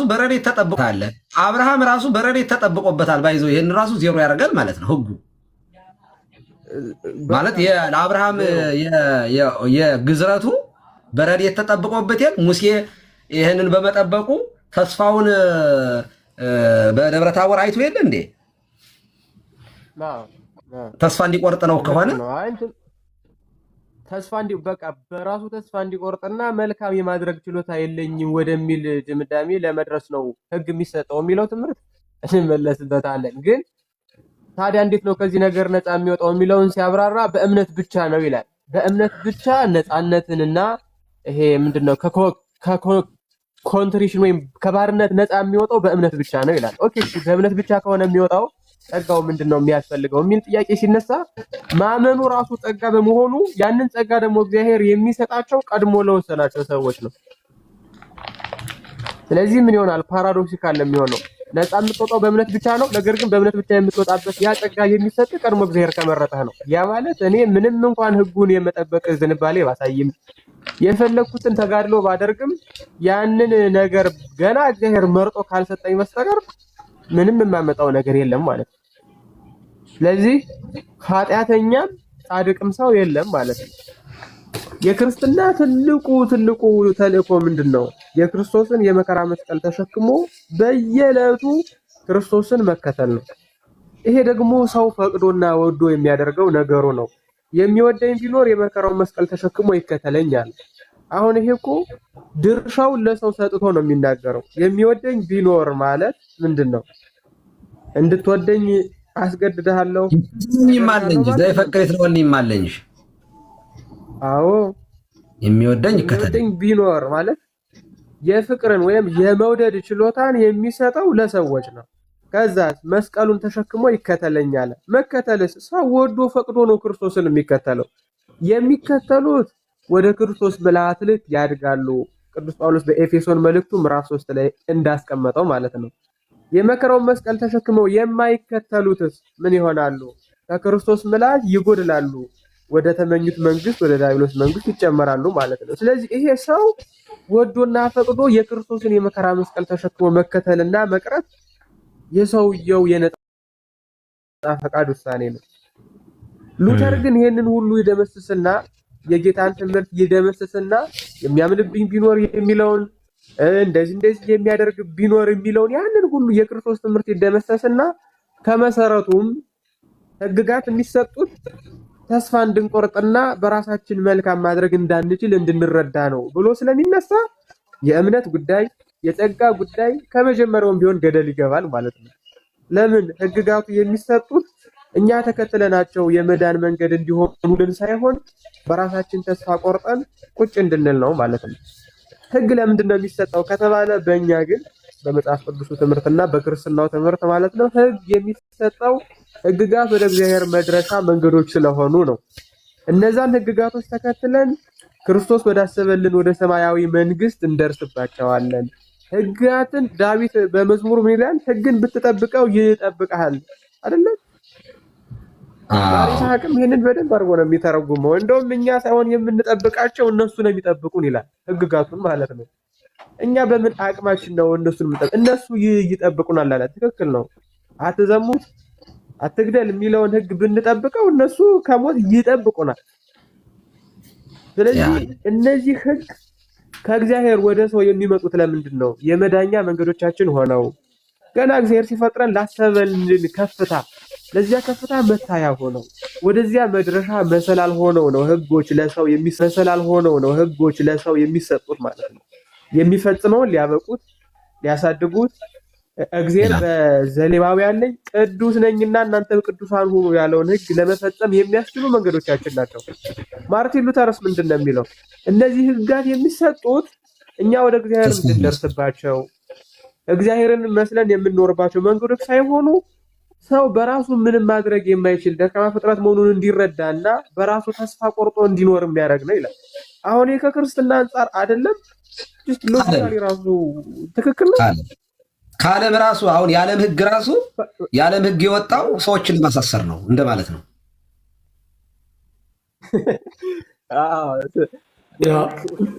ታላቁ ጥሩ ነገር ነው ያነሳው። ባይዘው የሕግ ጉዳይ ሕግና ወንጌልን ሕግና ጸጋን ማቃረን ቲፒካል ሉተራን አስተምረው ነው። ኢቨን በዚህ ካልቪኒስቶቹ ጋር ራሱ ይለያሉ በተወሰነ መንገድ ማለት ነው። ከፔንቴኮስታሎቹም ጋር ልዩነት ማለት የራዲካል እንትና መጠናቸው ይለያል። እና የሚገርማችሁ እንትና ዋልተር የሚባል ሰው አላቸው የነሱ ቴዎሎጂያን ማለት ነው። ሴፍ ደብሊው ዋልተር የሚባል ምን የሚል መጽሐፍ አለው መሰለው? ምን የሚል ርዕሱ ምን ይላል መሰለዎት? ከሲስ መጽሐፉ ዘ ፕሮፐር ዲስቲንክሽን ቢትዊን ዘ ሎ ኤንድ ጎስፔል ነው የሚለው እና 39 ኢቭኒንግ ሌክቸርስ የሚል ኮንኮርዲያ ፐብሊሽንግ ሃውስ የነሱ የሉተራን እንትን ያሳተመው መጽሐፍ አለ እሱ ማለት ነው። እና እዛ ላይ ምን ይላል? ገጽ 69 ላይ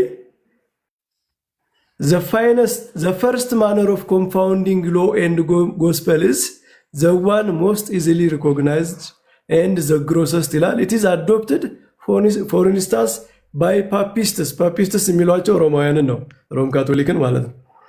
Socinianus, rationalists, and consists in this that Christ is represented as a new Moses or lawgiver, and the gospel is turned into a doctrine of meritorious works ይላል። ክስ ነው።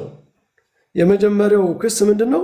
ክርስቶስን አዲስ ሕግ የሰጠ ሕግ ሰጭ ማድረግ አዲሱ ሙሴ ነው ማለት ይሄ ነው።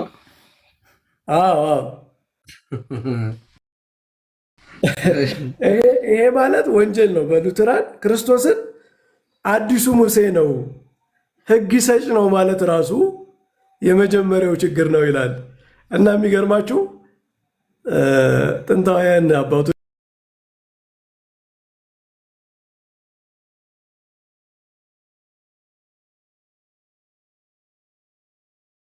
ሙሉ እንደዚህ ብለዋል።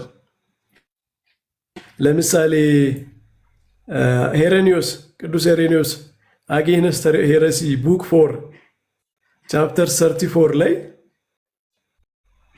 ይላል። ቀለምኒጦስ ዘእስክንድርያ ስትሮማታ ሁለተኛው መጽሐፉ ይላል። ኤግዞርቴሽን ቱ ዘ ሄዘን የሚል ደግሞ መጽሐፍ አለው። እዚያም ላይ ይላል። ኦሪገን ኮሜንተሪ ኦን ዘ ጎስፔል ኦፍ ማቲው 14ኛው መጽሐፍ ላይ ይላል። ኦግስቲን ኦን ዘ ሆሊ ስፒሪት ኤንድ ሌተር 21 ላይ ይላል። እና እነዚህን ሁሉ አባቶች ተቃውመው ክርስቶስን ሕግ ሰጭ ነው፣ አዲሱ ሙሴ ነው፣ ሕግን ሰጥቷል፣ ክርስቶስ ሕግ ሰጥቷል የሚለው ራሱ ወንጌልን በሕግ መጽደቅ ያረጋታል ብለው ነው የሚያምኑት። ክርስቶስ ሕግ ከሰጠ ወንጌል ራሱ ሕግ በመስራት መጽደቅ ነች ማለት ነው። ስለዚህ ክርስቶስ እንኳን ሕግ ሰጭ ሊባል አይገባውም ነው። ወንጌል ራሱ ሕግ ልትባል አይገባም። ምክንያቱም እነሱ ለሕግ ያላቸው እይታ በጣም እንትን ነው፣ በጣም ኔጌቲቭ ነው። ሕግ ከሳሽ ነው። ሕግ ሰው ጸጋን እንዲፈልግ የሚያደርገው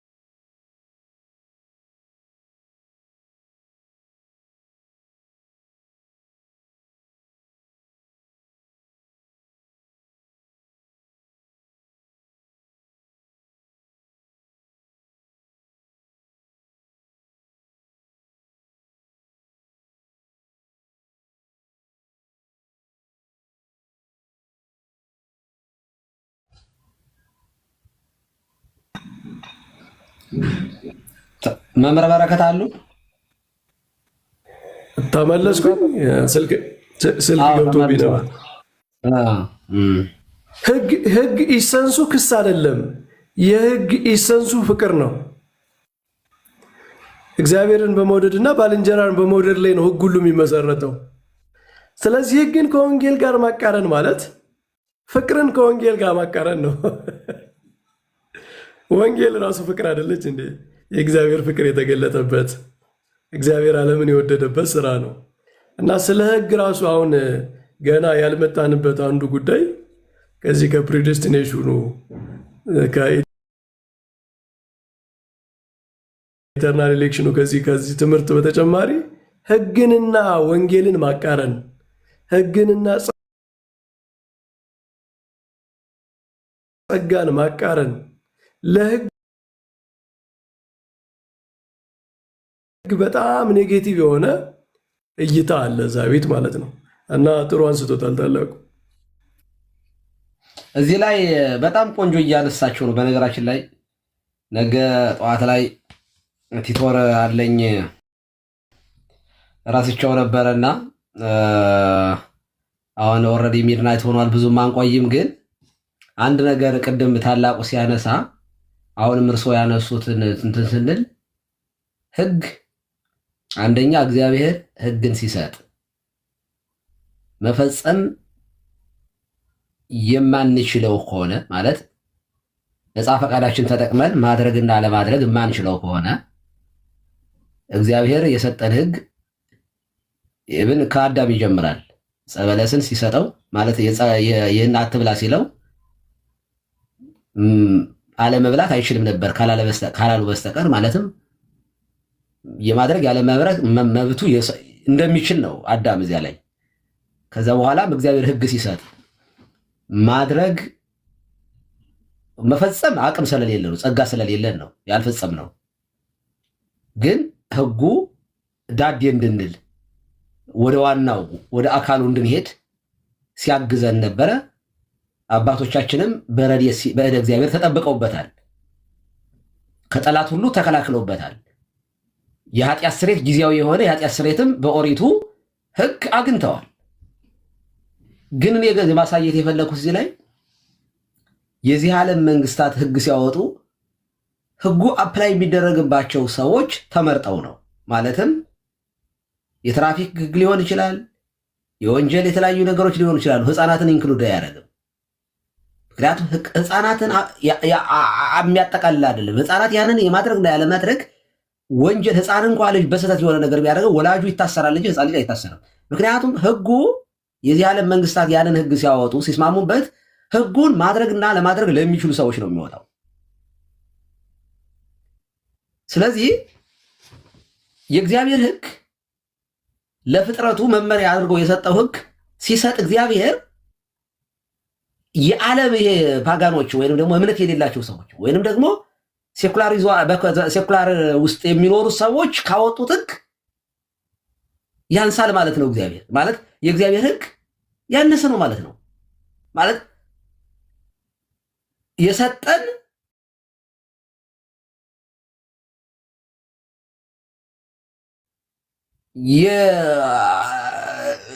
እኛን በህግ ውስጥ ለማዳከም ማለትም የት አባታችሁ ይኸው አትችሏትም እያለ ተስፋ ለማስቆረጥ ከሆነ የኢህአዴግ ህገ መንግስት የደርግ ህገ መንግስት እንኳ ይህንን ታሳቢ አድርጎ አልተሰራም። ህጉም የማይመለከታቸውን ሰዎች ኦቲዝሞች ሊሆኑ ይችላሉ፣ ታማሚዎች ሊሆኑ ይችላሉ። አንድ ታማሚ መንገድ ላይ ትራፊክ ያለ በቀይ ሲያቋርጥ ቢያገኘው የትራፊክ ፖሊስ አይቀጣውም። ምክንያቱም ታማሚ መሆኑን ተረድቶ ይተዋል። የእግዚአብሔር የሰጠን ህግ ግን ከዚያ ያነሰ ነው ማለት ነው። እግዚአብሔርን በዚህ ልክ እንዴት ነው የናቁት ነው ጥያቄው። ሰው እግዚአብሔር የሚጫወትበት በሰው ላይ እንደዚህ ይጫወታል ብሎ ማሰብ ራሱ እንደዚህ የሆነ ረኔ እንዲት አድርገው ሊያስ እና እዚህ ውስጥ የማየው ምንድን ነው መሰላቸው? እኔ ወንድሞች እዚህ ውስጥ የምትሰሙኝ ሰዎች እግዚአብሔርን ጨካኝ፣ እግዚአብሔርን ክፉ፣ እግዚአብሔርን መራራ፣ እግዚአብሔርን አስጨናቂ አድርጎ ነው የሚያሳየው። ይህ አይምሮአችን ራሱ ይህንን የመመርመር አቅም አለው። ለተመናገር እኛ መንፈሳውያን ሰዎች ሁሉን በማንም አንመረመርም። እኛ ግን ሙሴ ሰለጳድን፣ ኢያሱ አካንን፣ ጳውሎስ በርያሱስን፣ ቅዱስ